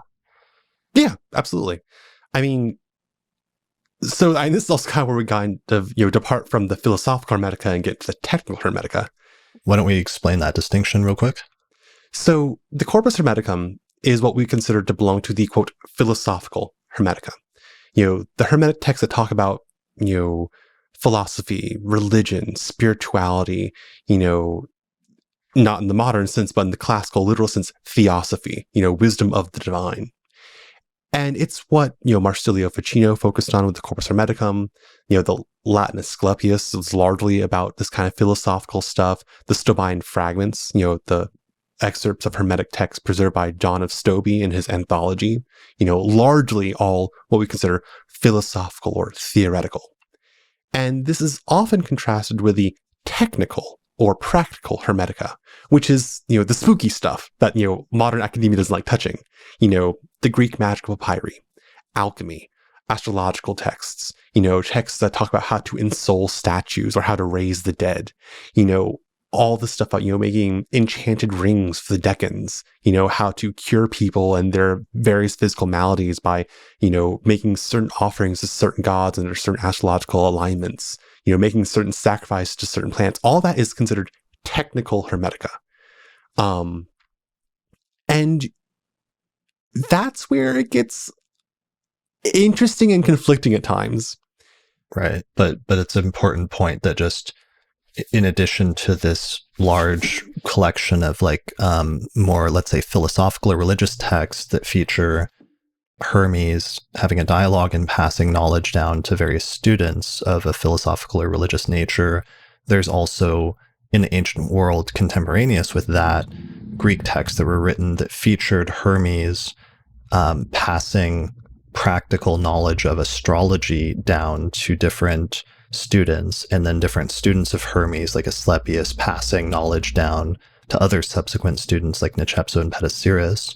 And so this creates a whole other range of texts that are roughly contemporaneous, which also are sort of labeled Hermetic because they're given the same sensibility of featuring Hermes and different teachers passing knowledge to students, but this knowledge is less philosophical. Instead, it's more directed towards specific technical matters like astrology or alchemy or magic or things like that. Yeah. And for a long time, a lot of scholars and academic people believe that there's basically like a firm, solid boundary between philosophical stuff, the good stuff for academics and scholarship to talk about, versus the technical stuff, which is, illicit and magical and therefore superstitious, and, never the twain shall meet. And then we got the Nag Hammadi collection, which had Discourse 8th and 9th, which is very much a ritual text. Like, it's basically builds on the same cosmology that's built on in Corpus Hermeticum 1. And it actually uses, barbarous words of power. It describes a ritual of spiritual elevation and ascent, an actual ritual, not just a description of what happens to the soul, but an actual ritual with invocations and prayers and process that has all the hallmarks of being a technical text. And like that one text kind of blew up a lot of existing scholarship and scholarly opinions about Hermeticism back when it was discovered, because they thought like, oh, you had this mostly Hellenic, philosophical movement that had some Egyptian window dressing on to make it seem, mystical, but it was basically just popular Greek, philosophy. And then you had this magical text that takes place in the same setting with the same people to actually do something. And it's a fascinating text and perspective from that perspective. And that's why there's really not so much of a distinction between practical and philosophical, or technical and theoretical. Like, they both go hand in hand. Sure. So so it's like there may have been less distinction in some text between technical and practical matters versus philosophical ones. And sometimes you'll see an interchange between the two, where in a philosophical text, there will be some specific technical instructions, like at the end of the discourse on the 8th and the 9th from the Nag Hammadi text. One of the things I found really interesting about it is it gives the teaching, and then at the end it says, and then I want you to write these teachings down and inscribe them on a specific thing. And then it gives a electional astrology rules. It tells you when to do this, and it says, do it when I, Hermes, am in the sign of Virgo. And I think it says making a heliacal rising or a heliacal setting or something like that, which is actually very similar to some electional rules in Dorotheus of Sidon, which is a purely practical, technical manual on electional astrology from the 1st century. So we can see in some of the Hermetic philosophical or religious texts, like from Nag Hammadi, astrological rules being integrated into them as part of the doctrine. Exactly. We like to draw a distinction between philosophical, the high-minded stuff, versus the technical, the low-minded stuff. But there never really was such a distinction. They work together.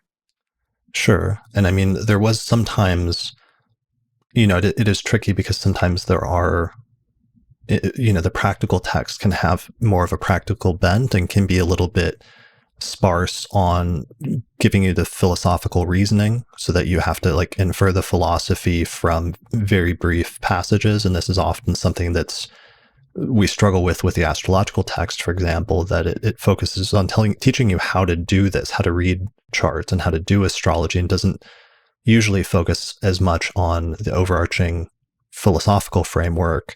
And similarly, in some of the philosophical Hermetica, there is more of a focus on the overarching philosophy, and sometimes doesn't go into the practical stuff as much as we would like. So it's like there's still maybe some understanding of why that distinction came about, but it just may not be as strict or as stark as some modern scholars have made it look like by creating those two categories.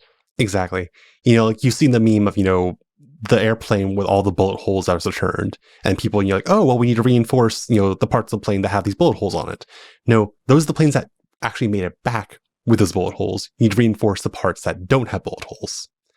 In much the same way, we only have what survives the knife of time and the redactor's pen. The Corpus Hermeticum is a collection of 17 books that happened to be compiled during the Byzantine time, during Byzantine era. There are many more Hermetic texts that were written than what survive today. And of the ones that survived, we probably start need to think about, why did they survive? Why were these ones chosen to be preserved in certain collections versus other ones that didn't? And of the ones that didn't survive, well, sometimes we get lucky. We find a cache of, papyri, like the Greek magic papyri or the Dead Sea Scrolls, the Nag Hammadi collections that actually do preserve some of these texts. that, kind of fill in holes in our knowledge that we can only otherwise presume about what existed. So one of the things, additionally, since you mentioned the doctrine, the discourse on the 8th and 9th, that was part of was the Hermetic text found in the Nag Hammadi library. One of my big discoveries is there had been a scholar named Joanna Kamarowska, who in 2004, I believe, published a book titled Vettius Valens of Antioch, an intellectual monography, which was a treatment of the 2nd century astrologer Vettius Valens. And one of the things that she drew out was how he had some Stoic, but especially some Hermetic influences on his philosophy. And specifically, there were these 3 passages, especially, which were these 3 times in the anthology in his practical astrological manuals, where Valens makes the reader swear an oath to keep the teachings secret and to not share them with the unlearned or the uninitiated.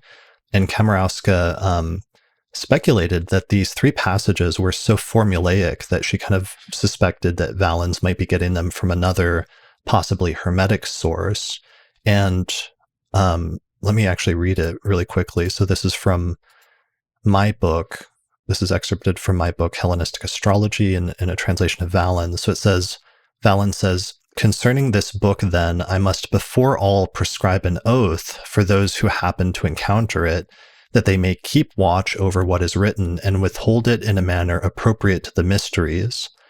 I adjure them by the sacred cycle of the sun and the irregular courses of the moon, and by the powers of the remaining stars and the circle of the 12 zodiacal signs, to keep these things secret, and to not impart them to the unlearned or the uninitiated, and to give a portion of honor and remembrance to him who introduced them. May it go well for those who keep this oath, and may the aforementioned gods be in accord with their wishes, but may the opposite be the case for those who forswear this oath." So this oath shows up like 3 different times. And what's interesting is I actually found a parallel, and I was really excited. And I found it years later when I discovered it and was reading through the discourse on the 8th and the 9th. It has a very similar oath passage towards the very end of it that I thought may actually confirm Kamarowska's speculation that Valens's passage came from a Hermetic text. So this is at the end of the discourse on the 8th and the 9th, and it gives a similar oath where it says, "I adjure you who will read this holy book by heaven and earth and fire and water, and 7 rulers of substance, and the creative spirit in them, and the unbegotten God, and the self-begotten, and the begotten, that you guard what Hermes has communicated. God will be at one with those who keep the oath, and every one we have named, but the wrath of each of them will come upon those who violate the oath." Now, it's like I realize that there's a certain, in terms of like oaths and things like that, there's going to be similar formulas to a certain extent, but I just thought it was an interesting similarity that might confirm Kamarowska's speculation that Valens was drawing on some earlier Hermetic text and getting his oath passages, and there might be some similarity as a result of that. It's totally possible. I mean, you even see a similar, not explicitly described oath, but you do see something similar in Book 13, the Corpus Hermeticum. You see similar things in, I want to say it's the 11th Divine Fragment. Yeah, like there are definitely oaths that talk about, when it comes to matters of secrecy, when it comes to matters of, things to not be divulged to those who are not yet ready for them, you definitely see a number of similar oaths. And not just in the Corpus Hermeticum or other philosophical Hermetic texts. I recall, I think it's on like De Aesidae et Sirae, an early alchemical text that also has a similar oath involved. So yeah, like it's kind of hard to say really, because like the notion of mysteries needing to be kept oath-bound and secret, like that was definitely a common thing all across Mediterranean, especially the proliferation of mystery cults. So it's hard to say whether it was explicitly a Hermetic thing, but given his other Hermetic tendencies, it wouldn't be surprised if he got influence from specific Hermetic texts about that. Sure. Yeah. And her treatment, she goes into a much more detailed treatment of some of the parallels between some of Valens's philosophy and some of the Hermeticism. And what's interesting is sometimes she speculates that he's not because Valens has always had really noted Stoic tendencies in his determinism, but she speculates that he's not getting it straight from early Stoic sources, but instead he's getting some of the Stoic influences from Hermetic sources that have picked up Stoicism and that are acting as intermediaries. And that's where some of the more Stoic tendencies are coming from in Valens. So where do I want to go with that? One of the things that's worth picking up that's tricky, I know that we talked about very briefly before this, is there's a later alchemist from, I think, around 300 CE named Zosimos, and he has this really interesting, very brief text, which is like a dialogue or discussion on the letter omega. And in this text, he has some really interesting excerpts where he's talking about and he's drawing some philosophy and contrasting some philosophy from two different authors that he has access to. And one of them is a Hermetic text that's attributed to Hermes that seems to be giving a much more like Stoic and deterministic philosophy of the world and of fate, and this notion that you have to learn your fate so that you can accept it and that you should accept your fate. And he's contrasting that with another text that's attributed to Zoroaster, where this text was saying that you should be able to use magic in order to control or change or somehow manipulate your fate. And I thought that was a really interesting contrast there, and that there may be some tensions within the Hermetic tradition about some of the text may have been more Stoic and deterministic in saying that you can't change your fate, and that even if you learn your fate, like some of the astrologers like Valens and Manilius say, they tend towards determinism and say that you want to learn your fate so that you know what you have to accept about your future. And there may be some versions of Hermeticism that went that direction, versus there may be some other versions of Hermeticism that were thinking that fate was more negotiable and saying that you could use things like magic or ritual in order to mitigate it to some extent. Oh boy. Okay, so Zosimos Pamphilus, great alchemist, more of a Gnostic than Hermeticist. I don't know if maybe I see him described as like a very heterodox Christian at points. I'm not entirely sure. He has an opinion, and good for him. Yeah, and I know this is something you feel strongly about because you tend to focus more on the magical tradition and the magical side of things, right? Not always. So it really depends. And again, we only have what survives to us in their historical record. And of the texts that survive to us, they don't actually make as firm a statement as what Zosimos himself says. And even in Zosimos' own On the Letter Omega, when he talks about the distinctions, when he distinguishes, Hermes' point of view from Zoroaster's point of view, Zoroaster says that, the wise man can and should use magic to make the world better. Zosimos, if I recall correctly, says something that Hermes says that while a wise man can do it, he should refrain from doing so. Not that he can't. So it's emphasizing the primacy of fate and letting fate have primacy that Zosimos wants to draw attention to. And that's totally a legitimate approach to take. Like, I can't think of any Hermetic texts off the top of my head that say as much in such explicit terms, but I can't see anything either that wouldn't. Let me pull up the passage really quickly, because I think I quoted it in my book. So this is from Zosimos. It's from translation by Howard M. Jackson, and it says, "Now Zoroaster boastfully affirms that by the knowledge of all things supernatural and by the Magian science of the efficacious use of corporeal speech, one averts all the evils of fate, both those of individual and those of universal application. Hermes, however, in his book On the Inner Life, condemns even the Magian science, saying that the spiritual man, one who has come to know himself, need not rectify anything through the use of magic, not even if he is considered a good thing, not even if it is considered a good thing, nor must he use force upon necessity, but rather allow necessity to work in accordance with her own nature and decree. He must proceed through that one search to understand himself, and then when he has come to know God, he must hold fast to the ineffable triad and leave fate to work what she will upon the clay that belongs to her, that is, the body." So, I mean, this might be a good point to bring up the Hermetica and the Hermetic philosophical texts and different texts attributed to Hermes. These are being written by like different people during different time periods, and with sometimes notably somewhat different philosophical outlooks and takes on things, so that the Hermetica as we have it today, it's not one singular monolithic philosophy, but instead you'll see a lot of variations in the philosophy between different Hermetic texts. Yes. So like the way I like describing it is when you look at the Corpus Hermeticum, it's not one book. Like there's a reason why I keep saying book 1, book 2, book 3 versus chapter 1, chapter 2, chapter 3. Like they really are different texts just in a compilation of them.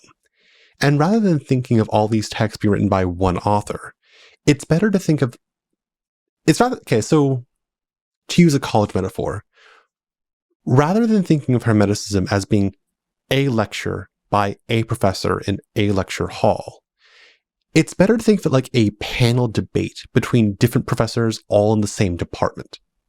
Like they're all knowledgeable about the same thing. They're all doing more or less the same kind of study and research and practice, but they all have their own specific specialties and their own opinions, and they may have fights amongst each other. They may have disagreements and disputes, and that's totally fine. You know, Hermeticism was not a single thing. It was a loose, decentralized kind of mystic, I don't want to say movement per se, but an impulse that was shared amongst different places across several centuries. So it would not surprise me if Zosimos did find texts at the time that explicitly encouraged a submission to fate. End of.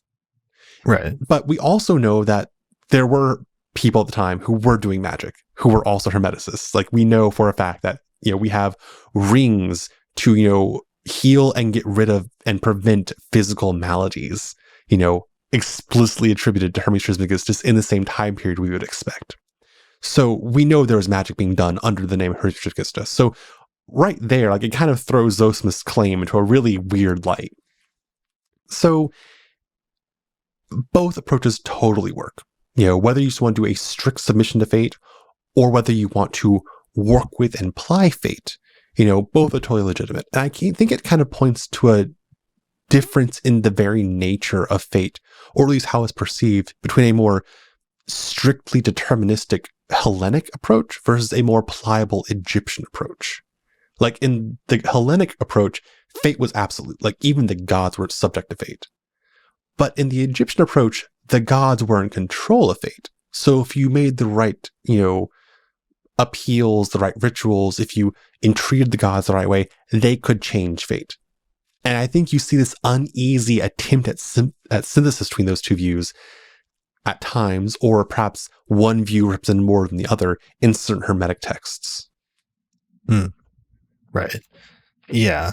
And part of it, I guess, one thing that should be noted is how, so Garth Foden in his book, The Egyptian Hermes, which is a really good treatment of Hermeticism, it was written back in the 1980s, so it's a little bit old now, and there's been some additional scholarship during that time, but it's still just a landmark book on Hermeticism. But he mentions how Iamblichus says that Egyptian priests would, or that there was a philosophical school that would attribute all of their teachings to Hermes, and that they weren't doing this. He tries to reframe it because it previously was thought to be by scholars. It's often portrayed as part of this pseudo-epigraphical tradition of attributing like your text to a god or to a legendary figure in order to make it look better and make it sell or get out there better in terms of like distribution in the ancient world, in terms of book publishing, and that it was viewed as like some scholars frame it as a negative thing, but instead Foden cites this practice and says Iamblichus that they're doing this in order to show that they have some sort of intellectual indebtedness or lineage to a specific tradition, and sort of reframes it in that way. And I thought that was always a really interesting way then of understanding some of the Hermetic texts, that they're doing this partially to signal their connection to, and that they're not trying to be entirely, new or coming up with something fresh per se, but they're part of a longer tradition that stretches back, and that's part of what that's about. Yeah, it's a preservation of continuity, essentially the same idea. Like, consider the Roman Empire. The Roman Empire had this fascination with old things. Like, even though they didn't much care for the Jews and Jews worshiping gods that weren't Zeus or Jupiter, they let the Jews maintain their thing because they were so old. But conversely, when the Christians came on the scene, the Romans viciously chased after them because they were something new. So in many of the same ways, you have this preservation of continuity to signal that not only are we indebted to, the wisdom of old, the wisdom of, our ancient forebears, we are trying to continue that and preserve it and also develop it further for a modern day period. And so, for Garth prose, I think that's a very solid claim to make, because as Fowden has showed, as other scholars like Christian Bull, who's greatly builds on the work of Garth Fowden, expands on it, shows that there's so much, Egyptian influence, Egyptian religiosity, Egyptian mystic impulse embedded in the Hermetica. Like, you might have to tease that a bit, but it's there. And in that sense, the Hermetic stuff can indeed be considered a continuation of older forms of religiosity, of mysticism, that may not have been explicitly exoterically preserved in temple cult or other records. Okay. Let me read that passage from Foden, because it's so good. It's always stuck with me, and it's helped me to understand better, because we struggle with this with some of the early astrological texts, which also come from this Hermetic sort of thing that was happening in Alexandria and around Egypt, where the foundational authors of the Hellenistic astrological tradition, like some of the earliest authors, tended to attribute their text to figures like Hermes or Asclepius or Nechepso and Petasiris and other figures like that, so that they are in some ways sort of anonymous, and we don't know who the foundational authors of Hellenistic astrology are, but it's because it's tied in with this practice of potentially attributing it to signify some sort of lineage tradition. So Foden, in wrestling with this, says, it's perhaps unlikely that the pseudo-epigrapha of this sort were cold-bloodedly or indiscriminately attributed to just any ancient or mythical figure in order to increase their authority or circulation, though this might be alleged by a hostile critic, as when Porphyry maintained that the Gnostic book of Zoroaster was entirely spurious and modern, made up by the sectarians to convey the impression that the doctrines which they had chosen to hold in honor were those of the ancient Zoroaster. Rather, one should suppose in the Hermetic tradition, as among the Pythagoreans and Orphics, some sense of a continuity of inspiration, of which each text added to the genre was seen as a new manifestation, which could fairly, if not with pedantic precision, be ascribed to the eponymous founder. As Iamblichus put it, since Hermes was the source of all knowledge, it was only natural that the ancient Egyptian priests should render him homage by attributing their writings to him. So we need not imagine that a spiritual teacher who was in the habit of circulating his compositions under the name of Hermes will have felt that he was perpetuating a deception, or that he needed to dissemble what he was doing as potentially scandalous, and indeed his work will have gained weight in the eyes of his followers, precisely because it was not merely the product of an autonomous authorial act, but reflected the sedimentary intellectual culture of his own and earlier times. In short, because it did not strive after originality. So that might be a really important point here in terms of understanding the Hermetica and the different Hermetic texts that survive, both the philosophical ones as well as the practical ones. Yes, absolutely. And that, I think, is a really good point to make. Like, what makes a Hermetic text? Like, it's not just the format. There is a tendency, like in the philosophical Hermetic texts, to use a dialogue format. That's not always necessary. We do have like the letter format, or just like book 3, where it's just like a musing that's written down on paper. It's not just about, the name Hermes being present. Whether it's Hermes to Asclepius or Hermes to Tat or Asclepius to Ammon, it's not necessarily just the people present, because you also have other Hermetic texts where Hermes isn't involved at all, but it's a text between Agathodaimon and Osiris. But because Agathodaimon is also tied to Hermes in another way, it's still considered under the same overall purview.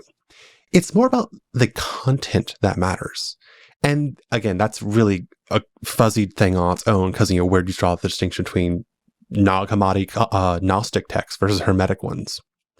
Is it just the presence of a Christian element? Is it the lack thereof? Where you draw a distinction between a Jewish Gnostic text versus a Hermetic one?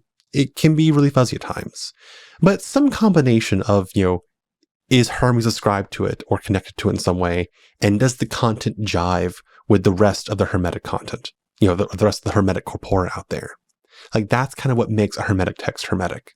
And of course, people are expecting me to say it at some point, so I may as well say it now. This is a good example of why the Kybalion is not Hermetic. Because even though it uses the name of Hermes, there's nothing in the Kybalion that really relates to the classical Hermetic texts. Like, that's a case where it's just using the name for, an argument from authority. Like, there's nothing really in the Kybalion that perpetuates the same mystic impulse, the same cosmology, the same salvific element, the same theosophical desire to know oneself and to know God. That's part and parcel of the rest of the Hermetic texts.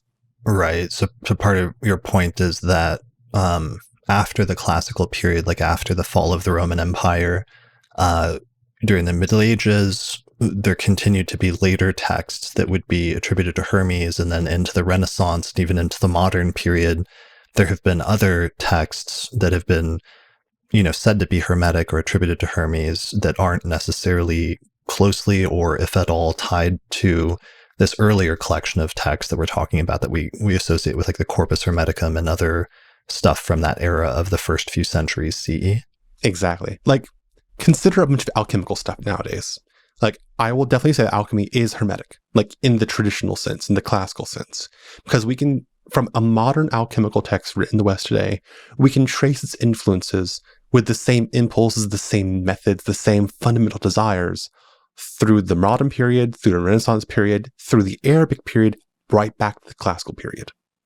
So, like, it derives from the technical side. It really focuses and centers the technical side of things rather than the philosophical side, but it's still there.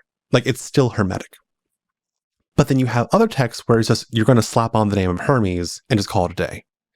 Like in one Arabic text, the Sayings of the Wise by, I want to say, Ibn Bashir, he has a whole bunch of, various bits of, Hermetic guidance and, Hermetic, bits of guidance and advice and, moral lessons and, how to lead a nation and so forth.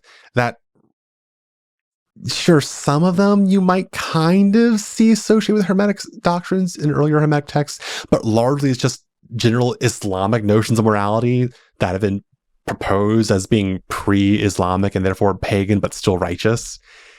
It really depends from text to text. I think it's really messy and hairy, but yeah, there is a distinction between like someone taking the name of Hermes just for the purpose of, selling more books, versus someone taking the name of Hermes to indicate a continuity of tradition, which kind of was what Fowden was getting at. Yeah.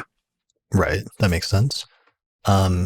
Okay. So, and, this is really tricky. And to circle back around to the astrology, like I was saying, there's a similar parallel where something happened in ancient Hellenistic astrology. And I spend a lot of time in the early part of my book talking about this, the origins of Hellenistic astrology, because even though we had up until prior to the 1st century BCE, let's say, we had different traditions of astrology. First, there was one in Mesopotamia, or, ancient, let's say the Babylonian astrological tradition is what it's sometimes referred to, where they developed birth charts and natal astrology, or just the concept of birth charts, as well as mundane astrology and the distinction between benefic and malefic planets and a complex astronomy. So there's an astrological tradition that stretches back at least 2,000 years before Hellenistic astrology that's in Mesopotamia. And then also in Egypt, they had their own indigenous astrological tradition that stretches back 2,000 years that centered around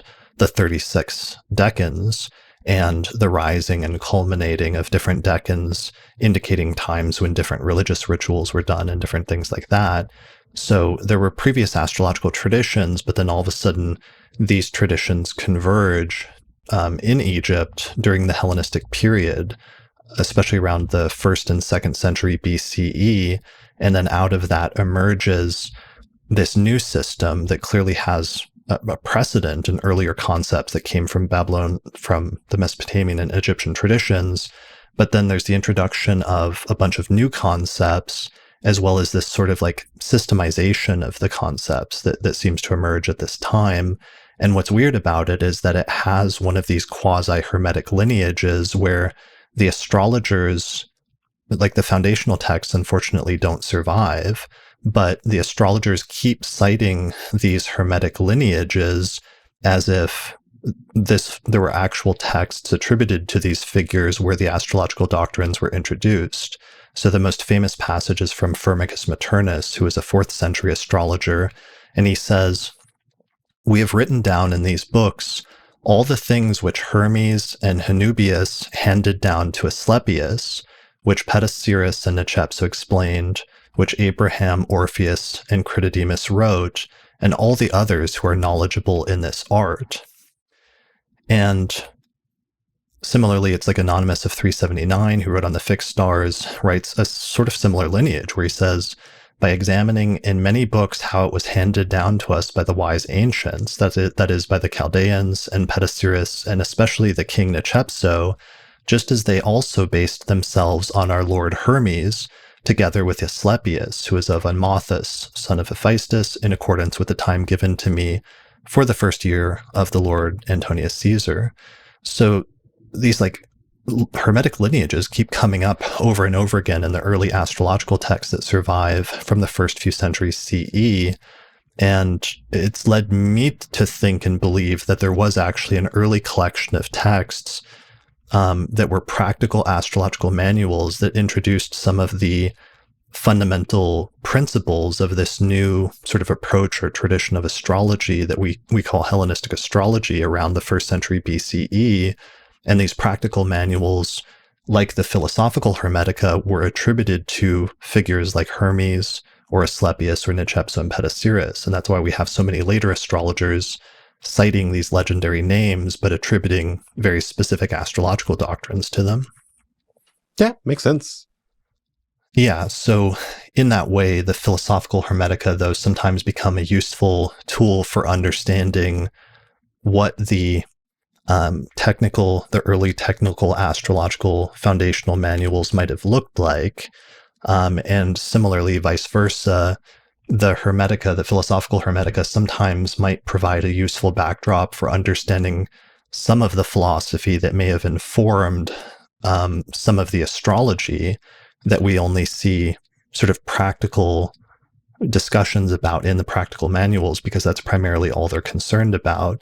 But sometimes the philosophical Hermetica may fill us in on some of the broader cosmological motivations that might be underlying some of those texts. Yes. Like what comes to mind is the 6th Stoic fragment, which is probably the most technical of all the Stoic Hermetica there is.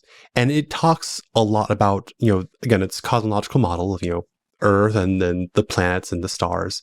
And it actually goes beyond the planets and talks about, the sphere of the stars and then the sphere of the decans, and how the decans themselves exert an influence on the planets and therefore on us down here, and how they cause earthquakes and plagues in certain ways, and the spiritual daimonic elements that go into that as well, how they have assistants or liturgoi that actually affect these things, and how they also impact meteorological phenomena as well. And it actually talks describes in depth, how these things relate to each other, and then where that leaves us and how to, actually get the vision of God. So it really ties it all together in like a really neat little package. Right. That makes sense. And also, come to think of it, mythologically, knowing that the figure of Hermes Trismegistus is based on the Egyptian Thoth. Thoth was the Lord of Time. A lord of time, rather, in Egyptian mythology. Like, he actually kept track of the calendar. He actually established the calendar year of 360 plus 5 days. Why don't we talk about that, since I don't think we ever introduced the Hermes-Thoth distinction. So those are two gods in these respective. There was Hermes in the Greco-Roman pantheon of gods, and then there was Thoth in the Egyptian pantheon of gods. So each of those were independent at first. And what were the qualities associated with, let's say, Thoth first, who maybe was, let's say, the older maybe god in the Egyptian tradition? Well, they both presided over matters of communication, of writing, of intellectual things. And it kind of gets really hairy, even from a really early point, because while I like to see them as independent, historically that may not have really been the case. Like the Greeks literally, like, it wasn't just, Thoth is their equivalent to Hermes. Thoth is their translation of Hermes. And Hermes is our translation of Thoth. So they really didn't so much identify, but they translated the gods as each other, which seems like a really kind of splitting hairs distinction. But it does kind of point that they really did identify them in at least a sense from the get-go. So increasingly in the Hellenistic tradition, they did start to be treated as interchangeable, and it became this melded thing of Thoth and Hermes from the Egyptian and the Greek tradition becoming one and interchangeable in some ways. Yeah, and they still obviously recognize differences. Way we recognize Hermes here is not how they recognize Hermes down in Egypt. Like, they always were aware of that. But they did see similarities in matters of there being gods of communication, of language, of the power of speech and of words. Obviously, Thoth never had the associations of pastoralism and, watching over flocks of sheep like Hermes did in Greece. And likewise, Hermes in Greece never really had the kind of cosmic Pantocrator rule that Thoth had in Egypt at times. And Thoth was like a ibis-headed god, right? Yeah. Mm-hmm. In some forms, he had the head of an ibis. In other forms, he took the form of a baboon. Baboons because they worship the sun at sunrise. Okay. But generally, we see him as an ibis-headed god because his beak was indicative of not just the shape of the moon, being a counter of time for the month, but also of reed pens by which priests and scribes would write. Right, and an ibis is like a bird. Mm-hmm. So I'm showing Thoth, a depiction of Thoth, which you can look up on Wikipedia for those watching the video version or those not watching if you're just listening to the audio. And one of the things that's interesting is in the Egyptian tradition, Thoth was associated with the moon originally, which is actually important to me, tie into some later astrological developments. But then in the Greek tradition, Hermes came to be associated with the planet Mercury. Yeah. And so in one of the more well-known but lesser-known Hermetic texts, the Kore Cosmu, the Virgin of the World, you do see a primordial Hermes figure who takes the role of Hermes Trismegistus, from whom this mystical knowledge comes. But he's explicitly identified as the planetary god Hermes, the planetary god Mercury. And you don't really see, actually, you also see that, in Discourse 8th and 9th, in the instruction, inscribe these on turquoise tablets when I am half past Virgo. He's referring to himself, but also himself as the planetary deity. Yeah, that's one of the things I love at the end of the Discourse, the 8th and 9th, that Hermes starts speaking of himself in the first person as if he is the planet Mercury. Yeah.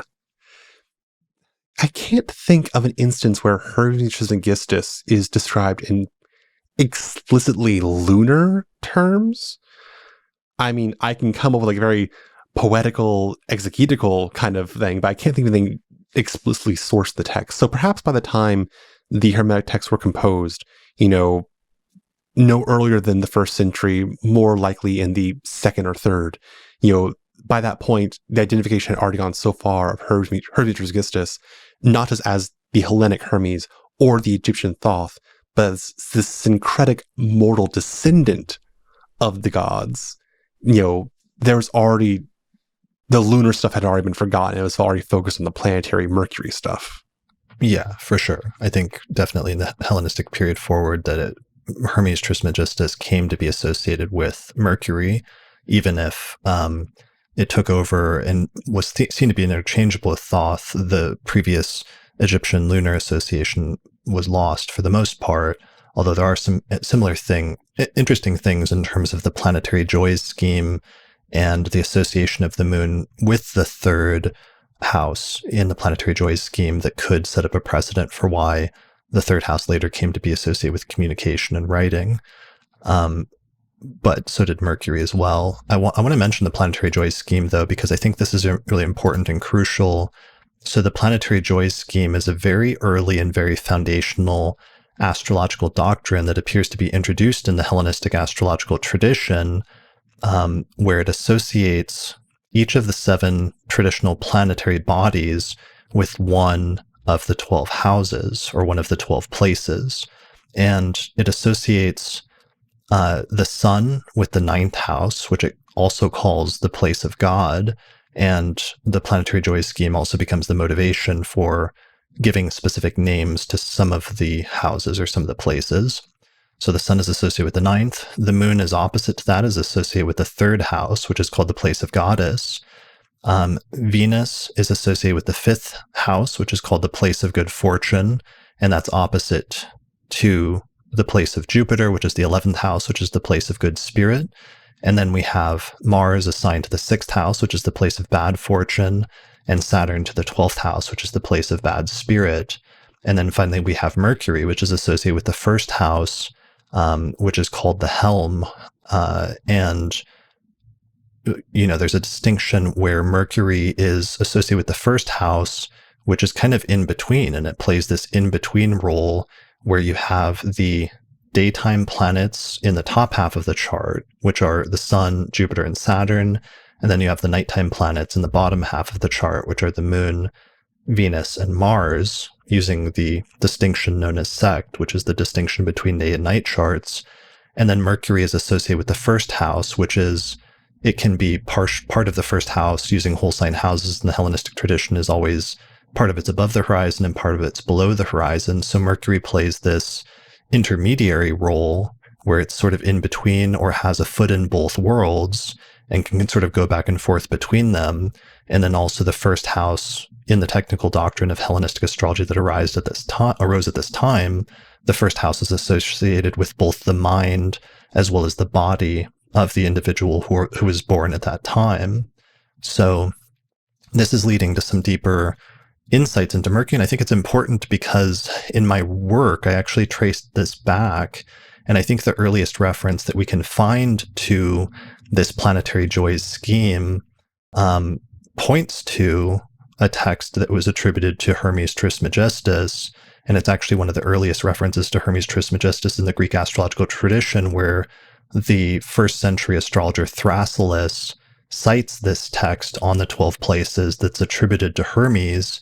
And he draws some very early and very basic significations of the houses from that text.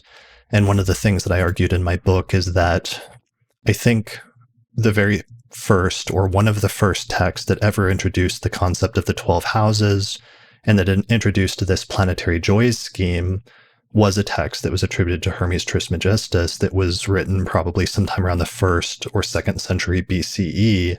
And it became so successful that it influenced much of the later astrological tradition, which then adopted that technique or that doctrine of the 12 houses and the planetary joys scheme. But it means that a really crucial foundational doctrine for all of Western astrology that's been used for 2,000 years originally came from a Hermetic text. Yeah. I mean, it's not particularly surprising. Only, again, knowing... Actually, I actually don't know the answer to this question. Maybe it's a foolish question to ask. At what point did the planet Mercury itself become associated with astrology? It was at this time period. I mean, I don't actually know if, I can't answer that if it was associated with astrology in the earlier Mesopotamian tradition, but I know certainly by the early Hellenistic period, like right away, you start seeing Mercury as being the primary planet that's associated with astrology at that point very consistently. Okay. Because I'm thinking now like the Quarter Cosmos, the version of the world, that one text I mentioned. And among Hermetic texts, it's really a strange text. And I personally quibble over calling it a Hermetic text, period. But the god Hermes, in this case, would be like the primordial Hermes Trismegistus, as opposed to the immortal teacher who came later on, takes a huge role in the creation of human bodies and setting things up for us to actually live down here. Not just in, setting aside mysteries for later humans to discover, but also for like allowing us to be incarnate at all. And that's actually, I actually wouldn't have made that distinction, but or that association with Hermes having joined the first, the rule of the body. Huh. Ah, Right. that's pretty nifty. It's really important. And this notion also of Hermes connecting, the upper world of what becomes in the planetary joy scheme, the realm of like the mind and the spirit, with the lower world of the body and the physical incarnation and things like that. Yeah. And Mercury always gets the middle position, either as mediator or like, among the orifice of the head, the mouth gets in the middle of everything, which also rules over speech, of course. Yeah. Yes, like Hermes has always been like a mediator figure. Like even the Hellenic system, he's the messenger of the gods. And if you look at ancient Greek religion, you have this notion of Hermi, these statues that you find at crossroads or in temples, which were really like the focal point by which you communicated with the gods. Like you see, Greek pottery vessels of, dramatic, settings of people like, clutching on to these statues of Hermi, which weren't necessarily always of Hermes specifically, but they were always associated with him, as a format, as it were. So like even the Hellenic system, Hermes was always the intermediator between us and the divine. And in the Corpus Hermeticum and other Hermetic texts, Hermes is always, again, the intermediator between us and the divine, just in the other way, sent by the divine to us so that we can ourselves reach to the divine. Yeah. And then that's brilliant. And then all over the practical astrological texts, not just in the joys, but also in other doctrines like benefic and malefic, there's said to be two groups of planets. There's like the good doers, the benefic planets, which are Venus and Jupiter, and there are the bad doers, which are the malefic planets, which are Mars and Saturn, but Mercury is said to be in between, and he can go either way depending on what his condition is in the chart. Or in the doctrine of sect, there's the daytime planets and there's the nighttime planets, and Mercury is neither one, but he can go either way depending on how he's situated in the chart. Yeah, makes sense to me. Yeah, so let's see, one last to round out the houses thing. What's cool about this is that Thrasyllus actually preserves and cites the significations of the houses that are given according to this early text attributed to Hermes Trismegistus that was apparently written on the 12 houses. And the set of significations that it gives for the houses are so basic that they basically look like a rudimentary or a super early and perhaps the very first attempt to attribute significations to the 12 houses. So according to Thrasyllus, it says that Hermes says the first house is called the helm, and that it signifies fortune, soul, way of life, and siblings. The second house is said to signify hopes or expectations. The third house signifies action and siblings. The fourth house indicates the foundation of happiness, paternal possessions, and slaves, since it's first century Greco-Roman Egypt. And then the fifth house is good fortune. The sixth house is called daemonic, maybe fortune, but also the sixth indicates punishment and injury. The seventh house is said to signify death and also the wife. The eighth house is said to signify life and livelihood. The ninth is travel and living abroad. The 10th is fortune, livelihood, life, children, procreation, action or occupation, esteem, authority, and ruling. The 11th house is good spirit, and the 12th house is bad spirit, pre-ascension, livelihood, and also is associated with the submission of slaves. So we have this text attributed to Hermes, which is a super early foundational text on the houses, and we can see how some of these significations became both the core significations for those houses, as well as the names that later astrologers continued to give to them for centuries. And those names are connected with the planetary joys scheme, and that's why I've argued that the planetary joys scheme was probably first introduced in this Hermetic text, because this is the first reference we can find to it, because Thrasyllus died in like 37 CE, which means he wrote this text probably in the early 1st century CE, which means if he was drawing on an earlier text attributed to Hermes, then it can't be later than like the 1st century BCE, and maybe as early as like the 2nd century BCE. So this makes it basically a foundational text. What's interesting is that not long after that text, or sometime after, there was another text that was attributed to Asclepius, which is also on the houses, and it introduced and modified some of the significations of the houses attributed to Hermes. So in this Asclepius text, according again to Thrasyllus, so he's citing something from probably the 1st century BCE, the first house signifies life, the second house signifies livelihood, the third house indicates siblings, the fourth house is parents, the fifth is children, the sixth is injury, the seventh is wife, and the eighth is fortune and death. So what's interesting is this text fills out some additional significations, and in particular assigns some family members to different houses for the first time, like associating children with the fifth house, or associating death with the eighth house. And what happened is that later treatments of the houses tended to synthesize the Hermes set of significations with the Asclepius set of significations so that they became one and the same in later texts like Ptolemy or Valens or whoever.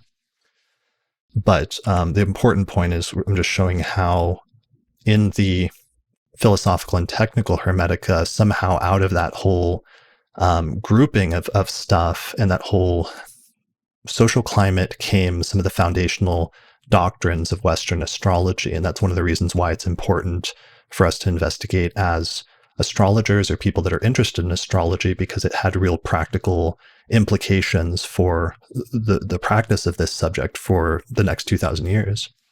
So you mentioned that, based the time period, any text that Thrasyllus would have relied upon, if he did at all, would have probably been written in the 1st, maybe even as early as the 2nd century BCE. Right. So that's, solidly Ptolemaic period of Egypt. I'm thinking to kind of, take a parallel here, alchemy. Alchemy is very well regarded as, a Hermetic art. We don't actually see any alchemy in the philosophical Hermetica. Like, it's just not there. Like, we can certainly interpret those things in an alchemical way. And there was alchemy of a sort being done, in the 1st and 2nd and 3rd century CE. Largely, it was just based on Egyptian metallurgy, dye making metals look like other metals.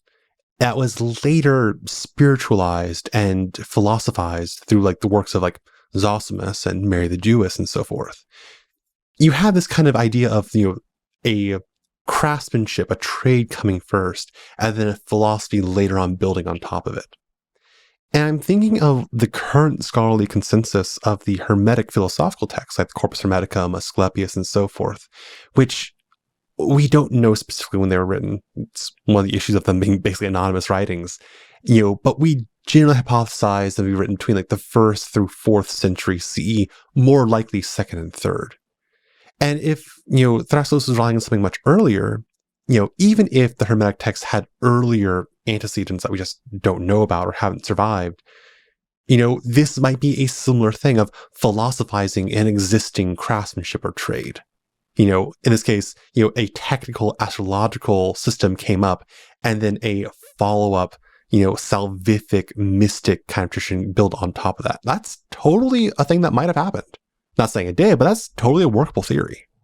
Yeah. Well, and one of the questions is, this has been one of the debates in astrological circles when it comes to Hellenistic astrology and the recovery of it over the past few decades was, to what extent was one, does it represent a sudden invention where large parts of the system were introduced all at the same time, either by one person or by a school of people, which would be, if there was a Hermes figure, whoever wrote a text under the name Hermes that introduced that initial set of significations for the houses, how many techniques did that person come up with at that time versus was there a school or a lineage that introduced several texts, like the Hermes text, then the Asclepius text, then Netshepso and Petasiris, and was that part of the same school or lineage that introduced many of the core techniques or systemized them over a relatively short span of time of like, let's say a generation or two.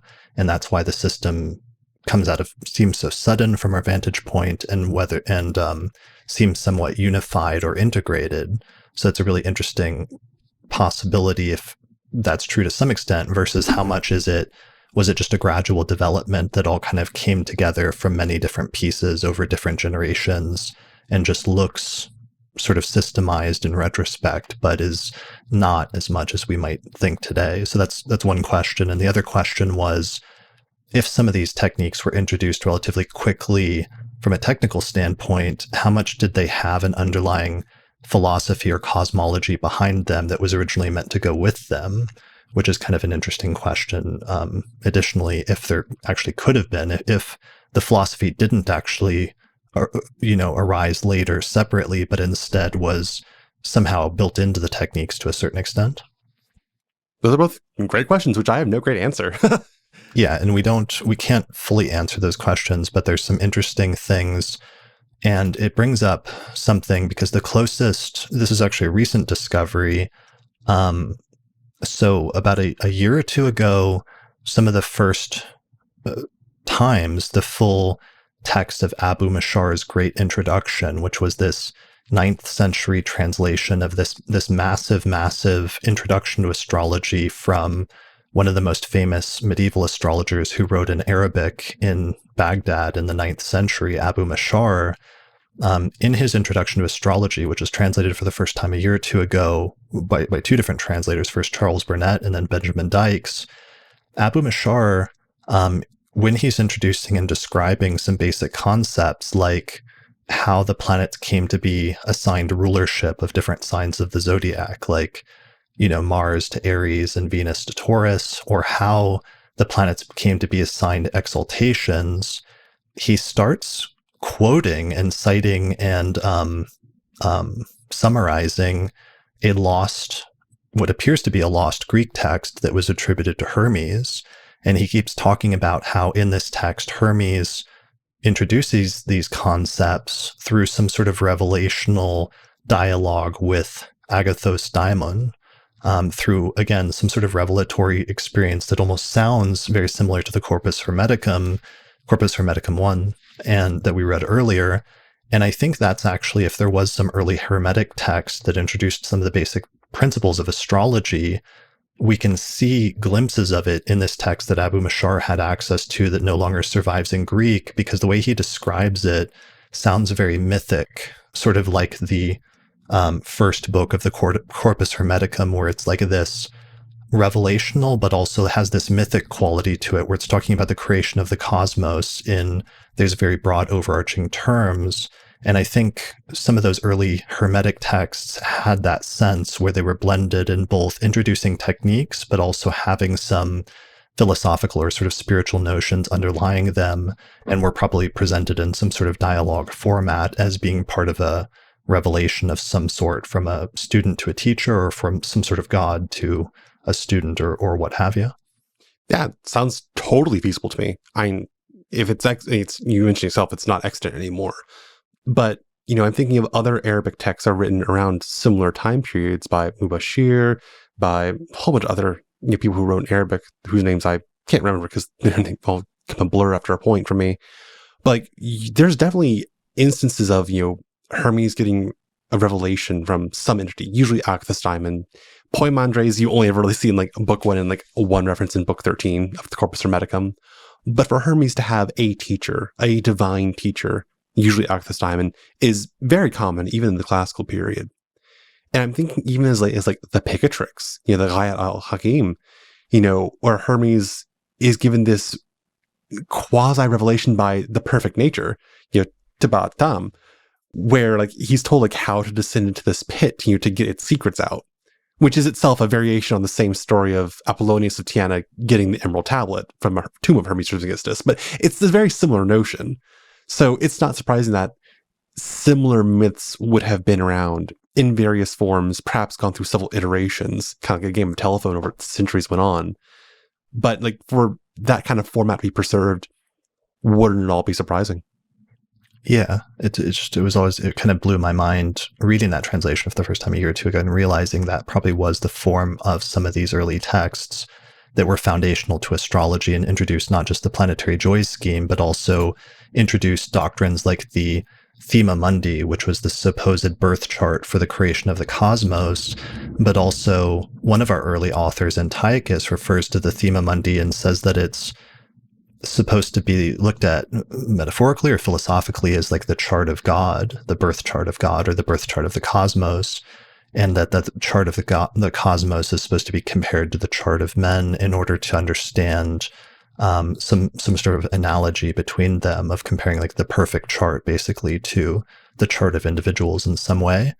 But it all takes on this very interesting sort of mythic quality then when you're understanding that. And it also makes sense of some of the early astrologers like Vettius Valens are constantly complaining about the earlier source texts that they're drawing on, such as Neccepso and Petasiris, and saying that they're written in a very cryptic manner that's difficult to understand.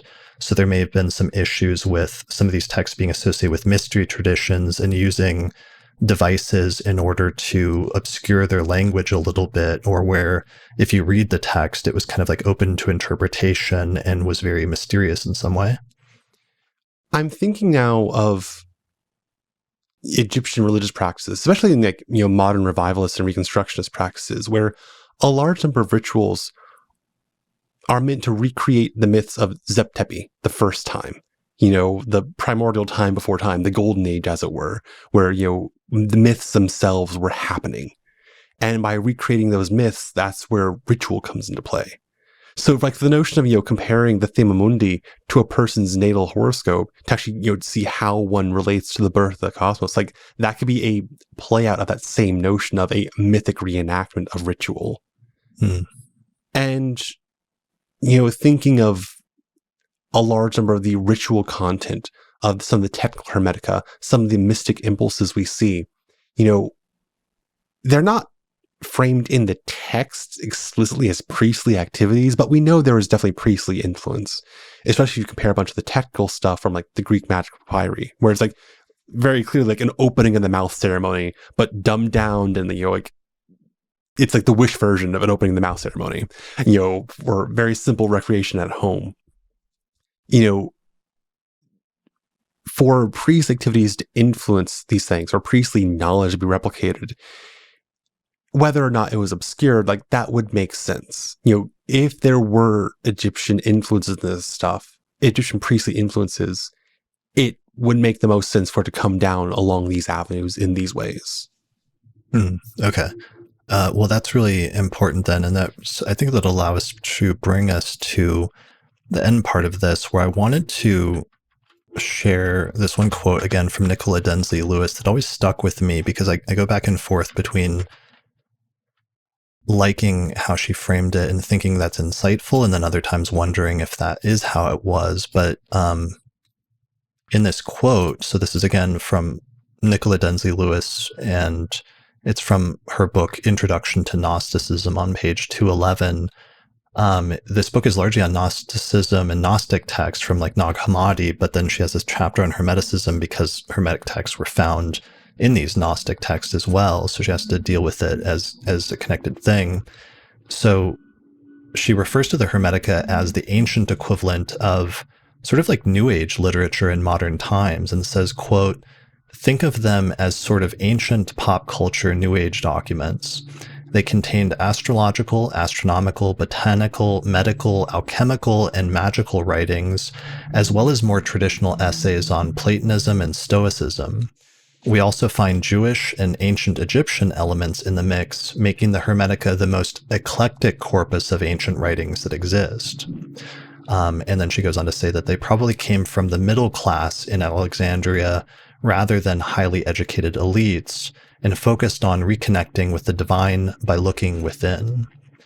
So there's some part of that is interesting and resonates with me, because it accounts for some of the synthesis and the eclecticism that we do see in the Hermetica, of incorporating a number of different doctrines from a number of different places, especially if it's coming from like a cultural melting pot of a place like Alexandria that had so many different cultures and philosophies mixing together, that if you were like a middle class philosopher and you're studying and taking different pieces from all of them, this might be kind of what you end up with, something that looks like this, that takes some of the best pieces from all of them. And it's relatable in a way, because if you think about people that are interested in, let's say, New Age or occult studies today in modern times, that's also kind of what people end up doing. Is they may not be super high level philosophers that are like picking one specific philosophical school and then like going to Harvard to study it, but instead most of us have much more practical concerns of wanting to know our future, or wanting to know our fate, or learn how to live with a sort of philosophy that's practical and understandable to some extent, and have some exposure to that. But at the same time, we're sort of taking bits and pieces from everywhere and putting them together in some sense. And the modern New Age movement is very similar in that way, in that it tends to be very eclectic, right? Yes, although I don't like how that author described it. I know it does have an air of like downplaying it or treating it as a negative thing to a certain extent. That is also the part I don't like, because I go back to the other range, which is actually, for example, the Hermetic astrological text may have been a very profound and very deep thing, and some of the philosophical Hermetica similarly have some very deep and profound insights. So there's the other range, which is treating it as a much more exalted and much more advanced and interesting thing. But I guess it's interesting if you do think about some of the Hermetic stuff as things that people in Alexandria would have appealed to them, and understanding it as a circulation of knowledge that can tend to be more eclectic when it's at the middle class sort of level of like normal everyday people. So like Brian Copenhaver, I don't know if he talks about this in his introduction to his book, but I know he's talked about it on like other podcasts and papers and so forth. He's called the philosophical Hermetic texts popular spiritual texts, but not popular in the sense of like, a pop star, like not popular as in something trendy, but popular in the sense of something accessible to people. Like you go to a church, like if you go to like a Catholic church, you're not going to see like the priest, like Rituale Romanum. Like you're not going to get access to like that book that actually tells you at what point you lift up the Eucharist. No, popular in that case is like the church prayer book you get at a pew. Like it's accessible to people. Or actually, hold on, for a better not a better, it's not gating, but what about somebody like Deepak Chopra, for example, in modern times? I don't know how I feel about Deepak Chopra, but or if there's an analogy like that of somebody who is kind of taking, let's say, higher level philosophical and spiritual and maybe even scientific, like prevailing scientific concepts at the time, and then repackaging them for the middle class in a more approachable fashion. Like, could we say it's something like that in a sense? While I have feelings and opinions about Deepak Chopra, I think that's kind of on the right track. I mean, is there another author like that we could, because I was going to say The Secret, but I don't like going there either. No, okay. Let's not go there. There's got to be some other type of writer who's like that. Or even if we're thinking about like science writers, like somebody that plays the role of like a Carl Sagan or a Neil deGrasse Tyson, who takes these advanced... along those lines. Like someone who is in a priestly or otherwise authoritative position, who knows these things and also knows how to make them accessible to people en masse. Like that, I think, is fair. And like in the Hermetic text, we get this notion of different kinds of discourses that Hermes would have given. Like, bear in mind, these are dialogues for the most part. And different levels, potentially. Yes.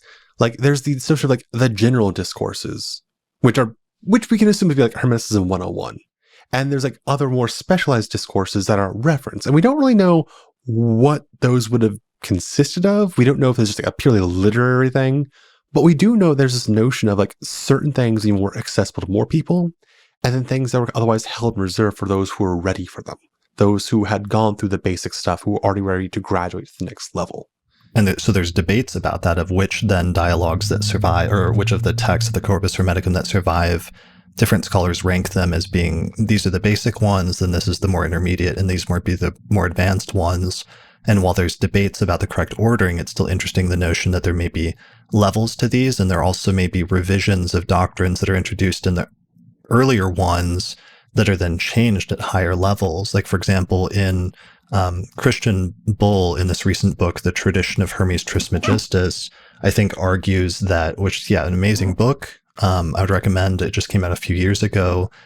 They recommend or say one of his arguments, I believe by the end, is that some of the initial Hermetic texts may have begun with more of a dualistic focus on the body being negative, But then once you got to some of the later texts, that there was this notion of that being transcended and things being a little bit more neutral than they were at lower levels. Yeah, so like it's one of the main theses that Christian Bull has, and again, it's a great text. I recommend everyone to read it. It's a thesis, but it's worth it. It builds on one of the theses of Garth Fowden in his Egyptian Hermes. Before Fowden, you had this notion of people trying to classify Hermeticism as an either-or phenomenon. Like, some Hermeticists were dualists, and some Hermeticists were monists. And like, that was the end of it. Fowden proposed that it wasn't so much an either-or, it was a both and, but at different points. And this is where the notion of a Way of Hermes would have arisen, where you start from one perspective to kind of get the easy way in, and then you progress to a different part. So in Fowden's idea, he's proposed that, you start with a monist text to kind of get you situated and comfortable with the notion of God and the creation of all things and your place in it as part of all things and so forth. And then you progress to a more sharply dualistic approach where you're ready to cut yourself off from your body to more easily allow your soul to reach divinity. Bull takes that same idea, but flips it around, where you start with a dualist approach to kind of get yourself trained, in the rigors of spiritual discipline. And then once you're able to kind of break things apart and separate yourself, then you integrate things knowingly and cohesively in a more monist approach. It's kind of very Salve et Coagula kind of alchemical approach, and I really favor Bull's interpretation here a lot more. Okay. Yeah, and this is really, let me read the summary of I want to ask you actually one thing to clarify the Way of Hermes, which is a term that's used very frequently, and I'd like to get some clarification of that. But let me read the description of Christian Bull's book really quickly, because it kind of summarizes, I think, his primary argument and thesis. It says, in the tradition of Hermes Trismegistus, Christian H. Bull argues that the treatises attributed to Hermes Trismegistus reflect the spiritual exercises and ritual practices of loosely organized brotherhoods in Egypt. These small groups were directed by Egyptian priests, educated in the traditional lore of the temples, but also conversant with Greek philosophy.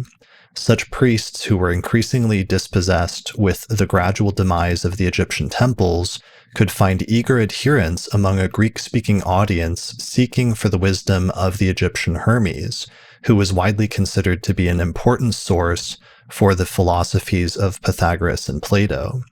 The volume contains a comprehensive analysis of the myths of Hermes Trismegistus, a reevaluation of the Way of Hermes, and a contextualization of this ritual tradition.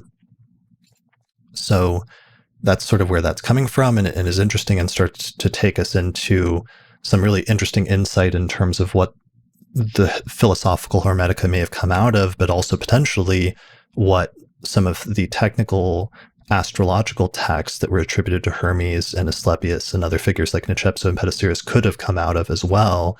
And that's really important in terms of where astrology comes from and whether it had underlying philosophies or philosophical motivations, and also who came up with it and who came up with some of these techniques and systemizations that we see from the 1st century BCE forward. Yeah, it's a great text. Like, he goes over like the development of the Hermetic texts, as he could theorize how it could fit into the Egyptian milieu, in the priestly milieu versus the popular milieu. It's a magisterial text. Like, it's one of the best modern pieces of scholarship, comprehensive pieces of scholarship that exist. And it builds on so much. Of course, there are criticisms of it abounding, but it's still a great text. Yeah. One of the things that I think is really interesting is that a lot of research has developed over the past century is how there's been these discoveries of some birth charts that survive, written in Coptic or written in Demotic, in Egyptian script, that were found close to or in some Egyptian temples that contained birth charts. And it indicates that one of the roles of the Egyptian temples, even into the Roman Empire period in Alexandria and other cities, was the Egyptian temples sometimes did divination. And that was one of the places where you could go in order to get divination done and learn about your future. And one of the forms of divination that may have been practiced in some of the temples by this time, from, let's say, the 1st century BCE or the 1st and 2nd century CE, was they may have been doing casting birth charts and calculating birth charts for people and interpreting birth charts as a method of divination as part of the temple practice. That makes sense to me. I mean, in traditions across the world, temples are a place where you get work done. Just like you go to your garage to get your car worked on, you go to a temple to get your soul worked on. Like you appeal to the gods, you petition the gods for certain things, you offer sacrifices, and you have the priests in residence there do things for you, do ritual work, offer consultations, and so forth. So for divination and horoscopes to be done, wouldn't surprise me at all. Yeah. So could you speak to that in terms of divination, what divination is and what the role of it was, especially in, let's say, an Egyptian context or in a temple context, even aside from the astrology? That I can't really speak that much on, unfortunately. If this gets to, things outside my specific wheelhouse, the inner workings of Egyptian priestly temple practices, which can't really say that much on, unfortunately. But for them to offer spiritual service along these lines, it seems pretty straightforward to me, because we also know that some Egyptian priests who were well versed in ritual weren't always full-time priests. Like they work at the temple for part of the year, and then for the other part of the year, they'd be just on break, kind of like a teacher in modern day America, where they have summers off. And for the time that a priest was not in residence at a temple, they would still be offering their priestly services as a freelancer, as it were. So like a large number of, magic practices we can recover from Hellenistic Egypt, like the Greek magic papyri, like show so much priestly influence that really it makes sense for priests to be doing this kind of stuff. Like they don't have to be, and they can certainly teach others as well for their own individual magical practices that they, might invent or adapt from other magicians they might have learned from. But there is definitely a large amount of Egyptian priestly influence, and especially like the Demotic or Coptic stuff, that yes, priests were doing this stuff on their own time, and then when they were in the temples, they were doing it under a more official purview, as it were. Okay. Yeah, that makes sense. And just in terms of divination, I was thinking about that the other day and why it's important. Like divination, it's not as much in our modern society, and we only see traces of it, but divination in the Mediterranean in like the 1st century BCE or 1st century CE in the Mediterranean world was a big deal and was much more closely integrated into different societies, and was sometimes looked as a much more respectable thing that you can go to a diviner in order to learn about the future, or to attempt to ask the divine a question, or to clarify something that you need answers to at that time by appealing to some sort of divine presence or technique. And oftentimes one of the different forms of divination, or most of the forms of divination, were based on this notion that you could take random or chance events, sort of like the shuffling of a deck of tarot cards, which is random and subject to fortune, and you could shuffle them up and then like pull out a card, and the card that you pull out at that time, even though it's supposed to be random and not purposeful, that built into the concept of randomness is something purposeful and divine and meaningful, and that the nature or the symbolism of that card that you pull out at that time will actually have relevance to your situation and an answer to the question that you seek about your future at that time. Yeah, like, this notion of sortilege or cleromancy, to use more technical terms, it relies on a notion of divine sympathy, of cosmic sympathy, where all things are interconnected and interrelated and interexisting with each other at the same time. So by interacting what we would normally consider a chance or random encounter, we allow divine inspiration to occur in a physical medium, much like how dream divination was a thing back then and still is. Only instead of it being a random physical occurrence they allow divine inspiration to come into, it's in your dreams you allow a divine inspiration to come into. Same idea, just played out in a different realm. And, this was definitely done all across the Mediterranean, in every culture, in every society, just using a random appearing process to come up with a divine answer. Think of the Chinese I Ching, you can think of, the Arabic geomancy, modern tarot, classical Greek knucklebone divination, or, Greek alphabet divination by pulling out a stone from a jar. All these things were done across the Mediterranean. And Egypt specifically, I'm not sure what may have been used that wasn't already Hellenic in origin or otherwise more broadly Mediterranean based. Numerology was certainly a thing.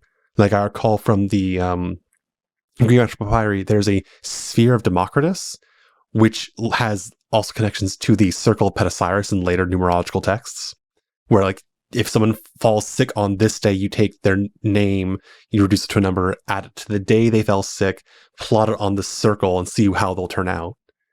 So there's always different kinds of divination forms as well, like that.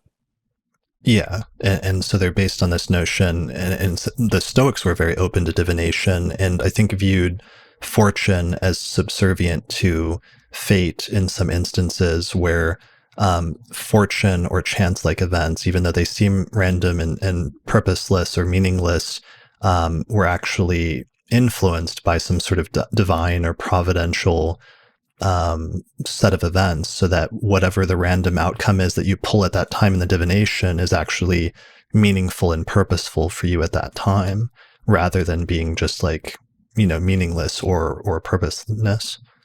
Yeah, again, it's, cosmic sympathy. Just how things above related to things below. How the positioning of the planets indicates how things happen down here.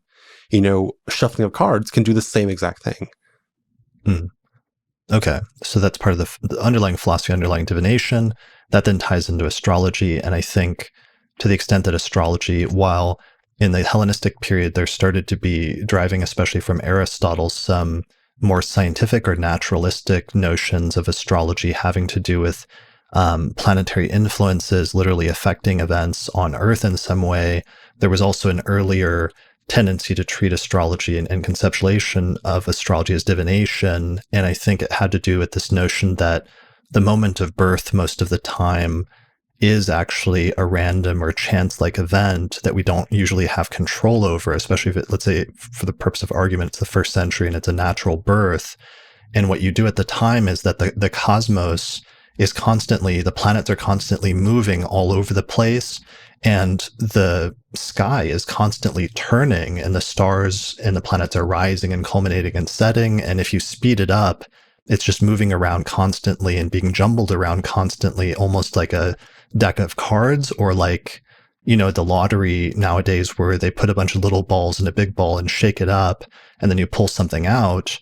I think that's kind of in some of the divination versions or conceptualizations of astrology at this period, how they conceptualized what you're doing even with a birth chart is you're shaking up the cosmos is being shaken up, and then all of a sudden when you pop out of your mother at the moment of birth, that's when you take a snapshot of the cosmos, and that random alignment of the planets at that moment, instead of being random and meaningless, actually will tell you about your life and about your future through the providential sort of ordering of fate and everything else. I really like that approach. That's a really cool way of associating the motion of the planets as almost chaotic and random to itself, just like shuffling deck cards just on a much slower scale. I like that. Yeah, you just have to look at it from a larger cosmic scale, or if you take like an astronomy program and you speed it up so that it's moving really fast, like you start seeing the moon like whipping around the zodiac at, one cycle every 30 days, or you see Saturn over the course of centuries, it speeds through the zodiac, once every 30 years, which from a zoomed out like century version appears very fast. It's like one of those GIFs on Twitter where it's like just a collection of random images, like, click and stop, see what your future is going to be. You click it, and it's like going on or on, stops on like Sonic the Hedgehog, and like that's your future. It's like, it's still a determined order. Like the planets are going to stay in their orbit, but it's like, where exactly you're going to stop it. Yeah. Right. Yeah. So they're taking that random or chance-like phenomenon of something that's occurring in nature and that's outside of your control and is somewhat random. But then in taking that snapshot of the moment, they're treating that snapshot and the fact that you were born in that moment and emerged in that moment as meaningful and relevant and telling you something about your future and something deliberate. And yeah, and then this gets tied in with broader notions of the macrocosm and the microcosm and cosmic sympathy and things you mentioned earlier. But fundamentally, it has to do with this notion of divination. So that's tying all of this thing together, bringing it back into astrology, situating it within the context of the philosophical and the technical Hermetica. The last 2 points that we haven't mentioned that I just wanted to ask you about really quickly is one, why I wanted you to ask and clarify for our audience, why thrice great? Why is Hermes called Hermes Trismegistus in these texts? And actually, I think that was it. Why thrice great? And why does some text refer to the Way of Hermes? And what is the Way of Hermes? So for thrice great, there's 2 answers. The more poetical, fanciful, mythic answer is that, especially building on later texts like the Emerald Tablet, Hermes is considered to be the foremost in the 3 holy sciences of astrology, alchemy, and theurgy. Or, alternatively, that he's a leader of kings, priests, and philosophers. That's fancy, and it's kind of like a folk etymology. Like, it's not actually historically the reason. The historical reason is, in Egyptian texts, you would find Thoth, o being kind of my bad, Egyptological pronunciation of the word for great. So literally, great, great, great Thoth. But the way you would idiomatically say greatest is you just intensify by duplicating the adjective. By saying it 3 times means he's like really, really, really great? Yeah, so basically greatest. Okay.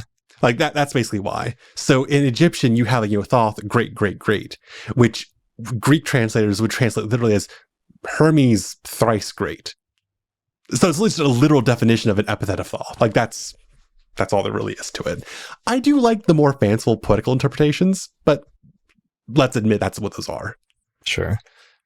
As for Way of Hermes, it doesn't exist in the classical Hermetic texts. It's not a phrase you find. You do find the phrase Way of Immortality in Discourse in the 8th and 9th, but it's not clear specifically if that's like a technical term to be used in its own context, or if it was used like more generally to refer to what Hermes was teaching. You generally find the phrase Way of Hermes in modern texts that kind of look backwards with the benefit of retrospection, because bearing in mind, like with the introduction to Christian Bull's text, it talks about a loose association of brotherhoods. I think that's even kind of an exaggeration. Like it kind of implies that there's this like overall association or overall lodge system, as it were, that kind of brought multiple temples together. And that's not really the thing that happened. We don't really know the extent to which there were like Hermetic lodges, sort of like a Masonic lodge today or what have you. Like compare with Mithraism, for instance. Like with Mithraism, we know there were temples. We know there were brotherhoods. We don't know anything about them. We don't know what happened inside them, but we know they existed. Because some of those have actually been like excavated, and we found Roman Mithraic temples or the ruins of them in stone, basically, that have been uncovered in different parts of Europe. Exactly. It's like we know for a fact they existed. We have the record of it. We don't know what they believed or what they did. We can guess, but we know they existed.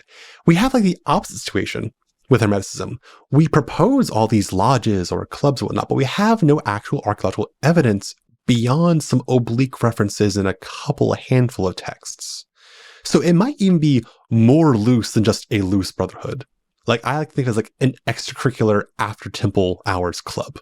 A priest would lead people who were particularly interested in something for some extra spiritual stuff after the main temple stuff was already concluded. That's how I kind of think of it. And that's led, because the other extreme end of the spectrum is that some scholars then have taken as far as to say that the Hermetica just represents a purely literary tradition, and that's the other extreme. But that's not, you don't go to that extreme either? No, not at all. I mean, before the discourse, like Ritzenstein, for instance, like he was a major scholar, early modern scholar, 1800s if I recall correctly. Like early 20th century German scholar on Hermeticism? Yeah. Like he proposed that idea of these being reading mysteries, where you read it and that's how you do the mystery. But as we've discovered, like the discourse of the 8th and 9th, as we've gotten more into the Greek magical papyri, we know like, no, there were actual rituals you would do. We know like these words weren't just meant to be read, but to be pronounced aloud and intoned with, spiritual exercises of meditation, altered states of awareness, and so forth. It wasn't just reading. Just reading, it's kind of like that pop new age kind of approach to it. Like you read it and like you just wish real hard and then you're done. Like that's not what these texts are suggesting. Because if it were that easy, then there wouldn't be this many texts about it. Aren't there some references, very briefer in passing to either ritual meals to be eaten or like a ritual, like a kiss that's given or something like that. Yep, at the end of the Asclepius, there's this vignette where Hermes gives this whole lecture to his students Tat, Asclepius, and Ammon in a temple. And then after the discourse concludes, leaves the temple in order to pray. And I think that's actually a really interesting point. You have the temple religion, which is the exoteric thing that everyone was already doing. And that's where he gives his holy discourse to teach them, but to actually do the work that they needed to do as Hermeticists focused on what they were doing. The temple was an inappropriate place. They had to leave the temple, do something outside under the heavens directly. And that's how they give their famous prayer, Thanksgiving. And that's after that, they have their ritual meal and ritual embrace. Okay. Which is indicative of, there actually being a community of sorts. Brilliant. Well, so that takes me back to then something we just left at the end of the discussion about divination, but will help us wrap this up, which is there's a tension with the divination approach. So having established the idea of birth charts as maybe a method of divination, there's a tension then once you set that up between fate and free will, and the question of once you have that information, what do you do with it? Once you've learned your birth chart and learned about yourself or learned about your life and your future, what do you do with it? And different astrologers from the Hellenistic period in the first few centuries CE, or the Hellenistic tradition, had different answers to that. Some of them had a more Stoic approach that seems Stoic, that was like you learn about your future, so you learn what you have to accept. Whereas there was others where it was you learn about the future, but then there's things that you can do in order to change or alter or mitigate it, such as different propitiation rituals or things like that. And this really makes me think, the answer that Hermeticism and some of the Hermetic stuff tends to be more practical, and people have practical concerns. And Hermeticism seems like a much more practical philosophy because it doesn't just have the salvific thing of like how to be saved by knowledge and the philosophical or spiritual concepts, but also tied in with Hermeticism are these other more practical things of, doing astrology, using electional astrology, which is very more like free will oriented, and using it in order to try to mitigate or change the future or alter things, or that we have some Hermetic texts that talk about fixing things through magic or changing things through magic, or medical and botanical texts that talk about using herbs or other things in order to change and mitigate things. And it makes me think of just this being a much more practical philosophy that's meant to help people with real questions and real problems, and not just to be this abstract thing, but to be something that people are using more in their regular day-to-day life. And it kind of goes back to the discussion we had about Zosimos, or his views on using magic versus not. It's kind of the same kind of discussion. And I'm thinking of a large number of the initiatic rituals from the Greek magical papyri, where you call down this supernatural assistant, this god, your own god, to kind of initiate you into some cosmic mystery. And it's really often thing to request, to wash away the evils of my fate. Literally change my fate. Because again, it kind of ties into that Egyptian notion of the gods being in control of fate. So if you ask God nice enough, or berate them long enough, they'll change fate for you. Yeah, well, and there isn't in the Greek magical papyri, there's actually a spell that survives where somebody says they're petitioning a god or using some sort of magic to petition, and they mention their birth chart and their fate, and they ask to be free of it, to be broken free of that, or to get away from it somehow. Yeah. I mean, consider, given the knowledge of where our souls come from, our souls come from a place beyond the bounds of fate. But also our souls have power over fate in its own way if separated from the body long enough to exert that power. And this is totally within our purview because God allowed it to happen. God gave us the power to do this kind of thing. So it may not be possible necessarily to change fate while within it. But if we can ascend beyond it, then we can work for the benefit of a top-down perspective. We do see this happening in a large number of Hermetic texts. And the whole point of the Hermetic text is to be free of the bonds of fate. In the end of CH1, it kind of implies you have to do that kind of essential work after death, once you're truly free your body. But in Discourse 8th and 9th, it happens in the body. You actually do that essential work while alive, so you do it ahead of time to be free of the bonds of fate. You still have to deal with the body, but it's like Buddha after being enlightened. After enlightenment, Buddha still had to deal with his body. He still had a body. Depending on different sect, tradition, it could be debated how much he suffered headaches or defecation or whatnot, but he still had a body to deal with, even though he was free of it. In many similar ways, yeah. So there's a huge range probably then of variability in the Hermetic tradition and text in terms of the degree to which fate is something that is predetermined and unalterable as long as you're in a human body, that you're in the material world and therefore you're subject to fate and you can't fully change it, versus, and I wonder also especially if that might have not been a more dominant theme earlier. The earlier you go in Hermeticism and the closer you get to the heyday of Stoicism, which is like the 2nd and 3rd centuries BCE, versus later on. One of the interesting things that starts happening is after the 1st century CE, you get the rise of Christianity.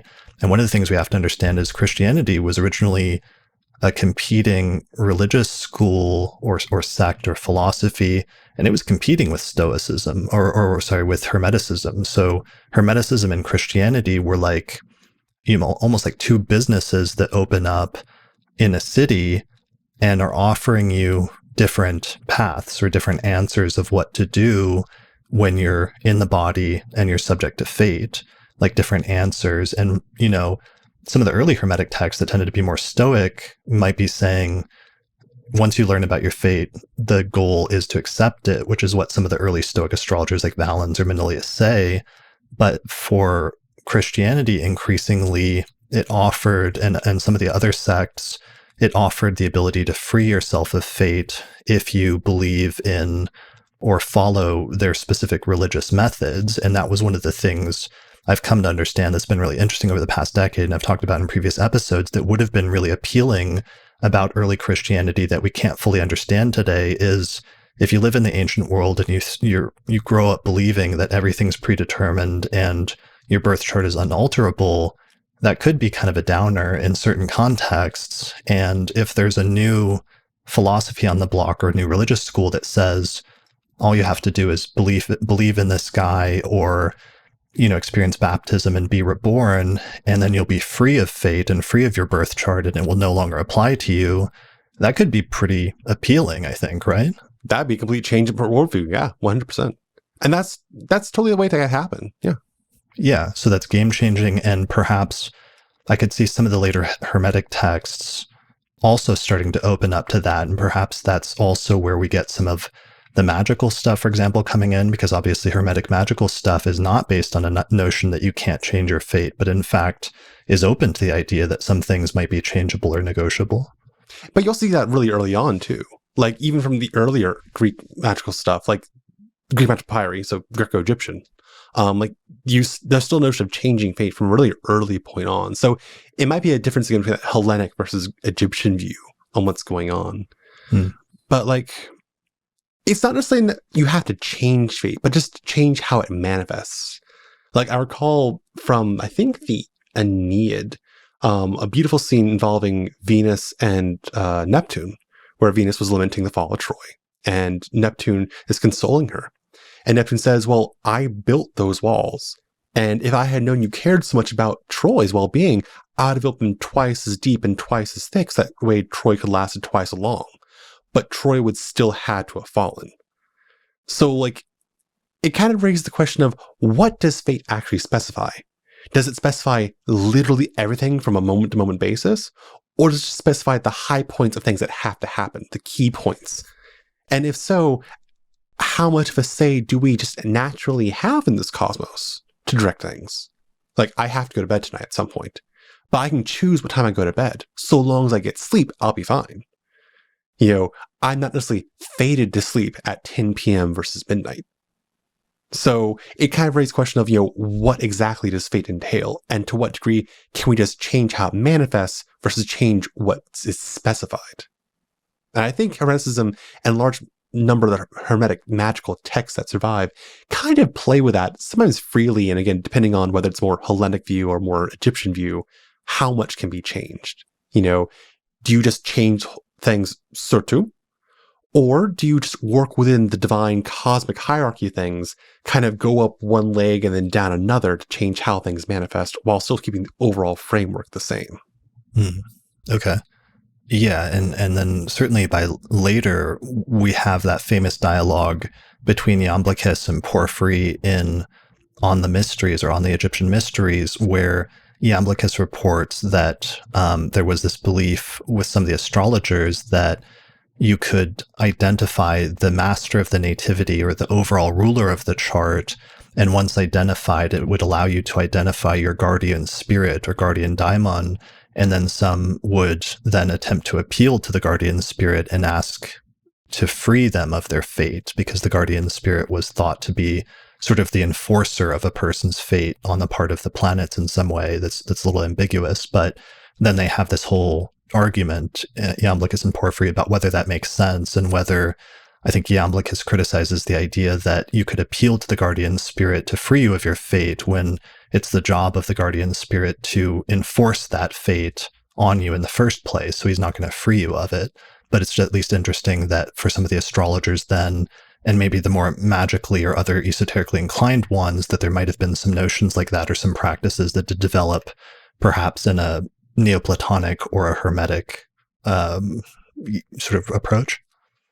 Yeah, I mean, both those can totally be justified either way. Like, again, Hermeticism, even the Hermetic texts that survive, they're not a monolith. Like, they emit of many different perspectives, all of which can be considered valid depending on how you argue from them, and some of which you can synthesize into an overall cohesive viewpoint, maybe with some asterisks here and there scattered for, seasoning.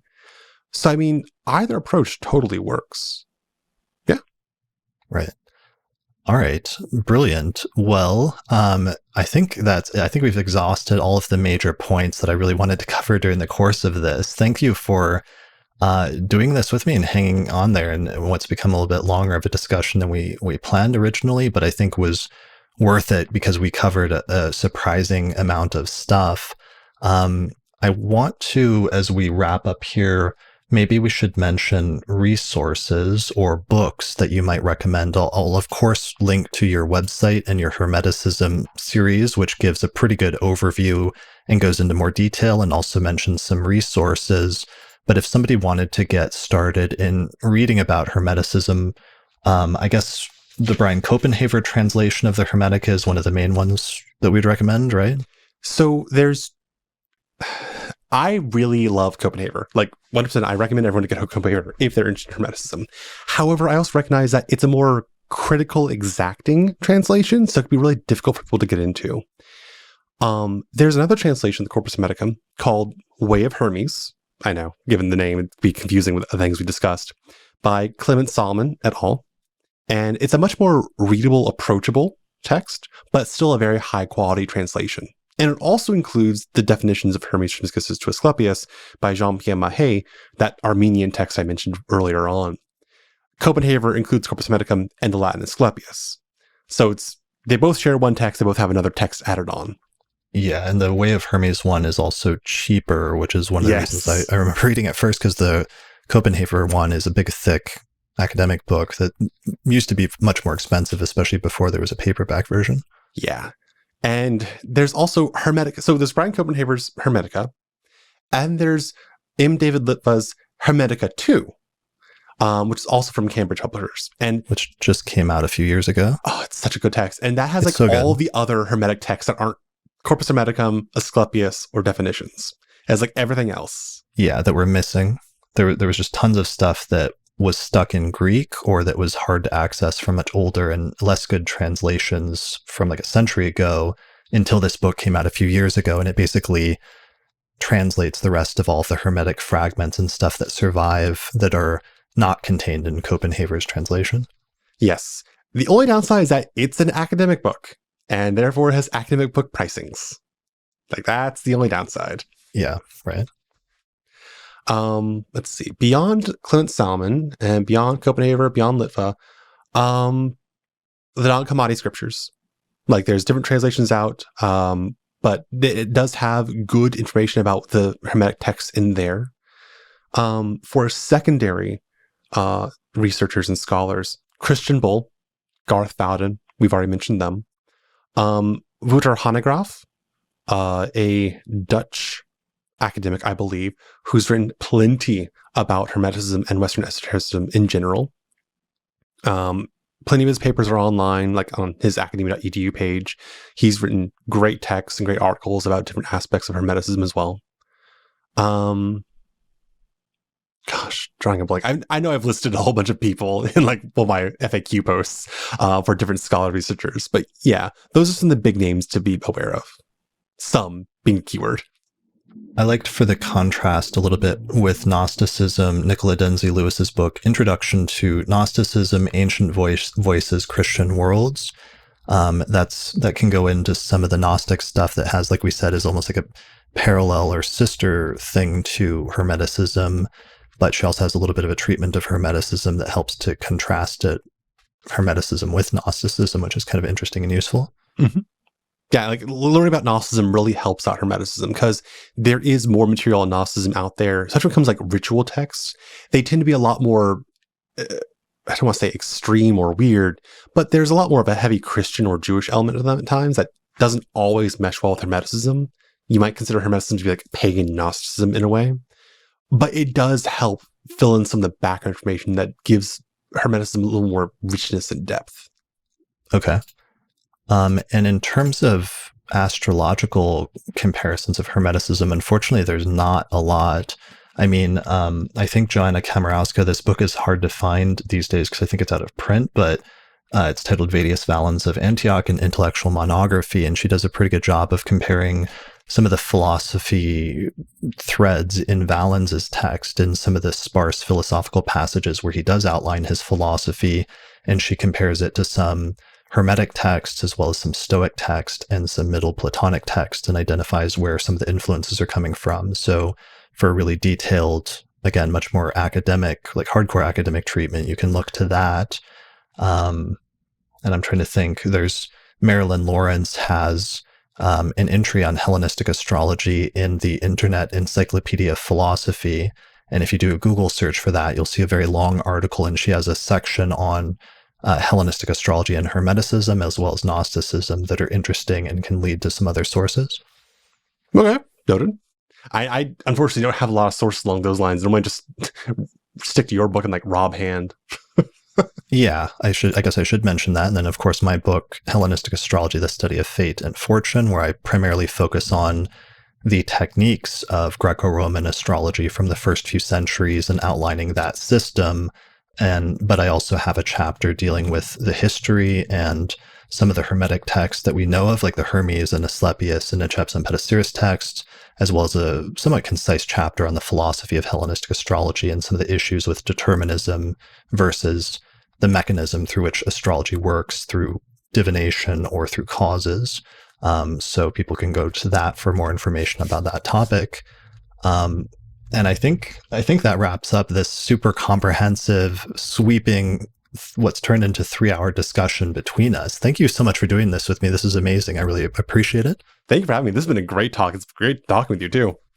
Yeah, this is only our second time like talking over Skype or over the phone, over Zoom like this, but we had some like notes sort of written down very chaotically. This was not a very pre-planned discussion, but I think we, interestingly, through dialogue format, not unlike the Hermetic texts themselves, we're able to explore and find our way through this and sort of discover some things that have been really gratifying and fulfilling to me, because I've been wanting to do this episode for like over 10 years now. And I think we hit the mark in terms of what I could have hoped for in terms of doing this discussion. So thank you. Of course. If I may recommend, there's one closing thing I'd like to point out. If you still have your ebook version, the Corpus Hermeticum still up. Book 3, I think, is really cool. I've said so on my blog before, but book 3, I think, is like the Heart Sutra of Hermeticism, as it were. It's a really short book. It's like a page long, if that. And it really talks about, at a high level, kind of what all the stuff that Corpus Hermeticum book 1 talks about, but it's even more condensed. And section 3 talks about specifically the creation of humanity and what we're here to do. I think it really kind of highlights an important astrological component that I really want to bring up. The gods, through their own power, each god sent forth what was assigned to them, and the beast came to be. 4-footed, crawling, water-dwelling, and winged, and every germinating seed and grass and every flowering plant. And within them all they had the seed of rebirth. And the gods sowed generations of humans to know the works of God, to be a working witness to nature, to increase the number of mankind, to master all things under heaven, to discern the things that are good, to increase by increasing and multiply by multiplying. And through the wonder-working course of the cycling gods, they created every soul incarnate to contemplate heaven, the course of the heavenly gods, the works of God and the workings of nature, to examine the things that are good, to know divine power, to know the whirling changes of fair and foul, and to discover every means of working skillfully with things that are good. Like this one passage, this one short little passage kind of encapsulates all of the creation of life down here. Like emphasizes the astrological components of Hermeticism. Like it's very much the planets that made us incarnate.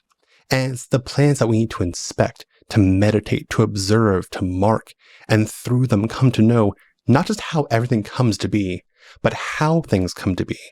And by knowing that, what we get to do down here to fulfill our own purposes and the purposes of God.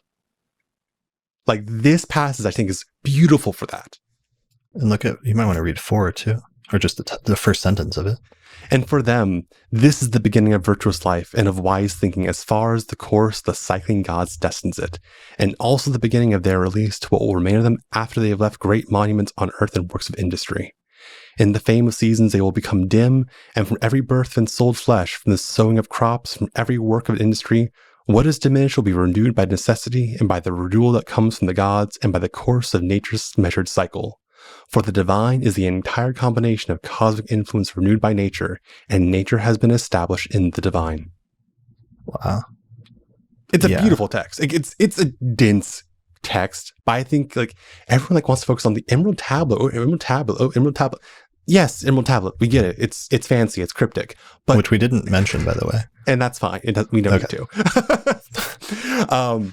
It's more of an alchemical, cryptic, puzzle than anything else. It's very short.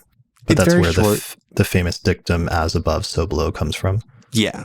Which you don't actually see in any classical Hermetic text. You find things that are similar to it, and you can kind of read that between the lines, but that's really an Emerald Tablet thing. But like, book 3 of the Corpus Hermeticum, like, that's the whole synthesis of Hermeticism right there. In those 4 little paragraphs, like, that's the whole synthesis. And note how it emphasizes the astrological part of it all. The study of astrology is said right there to be part of our own purposes. Right. And the contemplation of the cosmos and the sort of inherent beauty, because the word cosmos in Greek has that notion of it being like a beautifully ordered thing. Yeah. Like how you would, like a hairdresser arranging plaits in someone's hair. Like that's a cosmos. Right.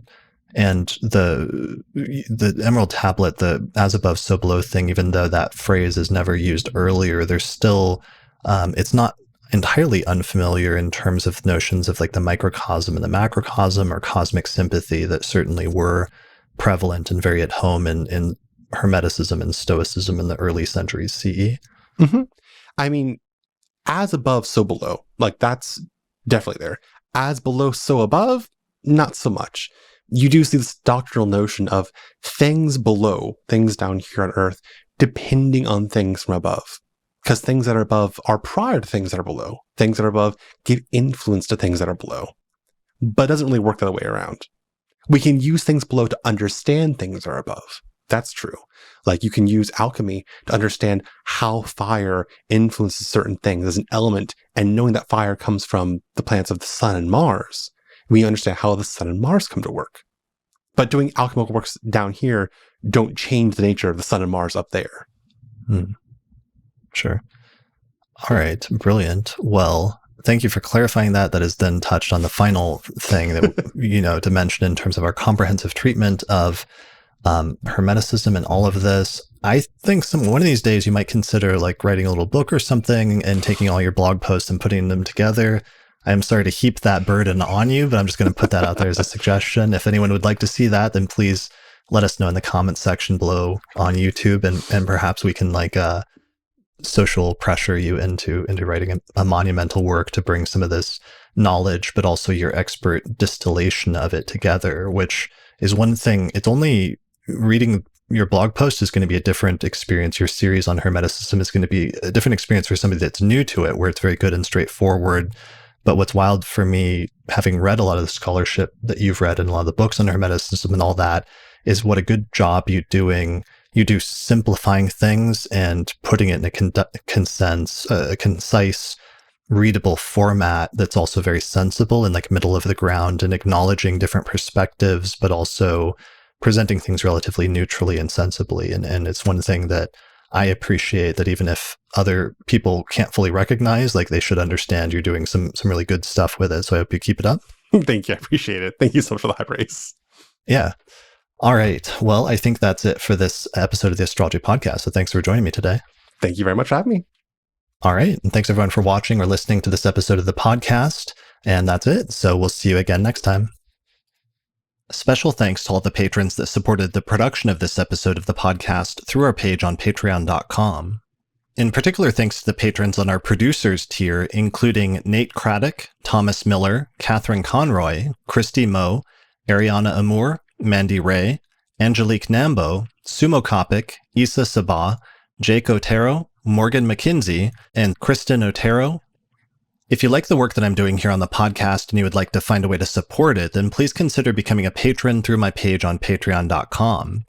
And in exchange, you'll get access to bonus content such as early access to new episodes, the ability to attend the live recording of the month ahead forecast each month, access to a private monthly auspicious elections report that we put out each month, access to exclusive episodes that are only available for patrons, or you can also get your name listed in the credits at the end of each episode. For more information, go to patreon.com/astrologypodcast. The main software we use here on the podcast to look at astrological charts is called SolarFire for Windows, which is available at alabe.com, and you can use the promo code AP15 to get a 15% discount. For Mac users, we use a similar set of software by the same programming team called AstroGold for Mac OS, which is available from astrogold.io, and you can use the promo code AstroPodcast15 to get a 15% discount on that as well. If you would like to learn more about the approach to astrology that I outline on the podcast, then you should check out my book titled Hellenistic Astrology, The Study of Fate and Fortune, where I traced the origins of Western astrology and reconstructed the original system that was developed about 2,000 years ago. And in this book, I outline basic concepts, but also take you into intermediate and advanced techniques for reading a birth chart, including some timing techniques. So you can find out more about the book at hellenisticastrology.com/book.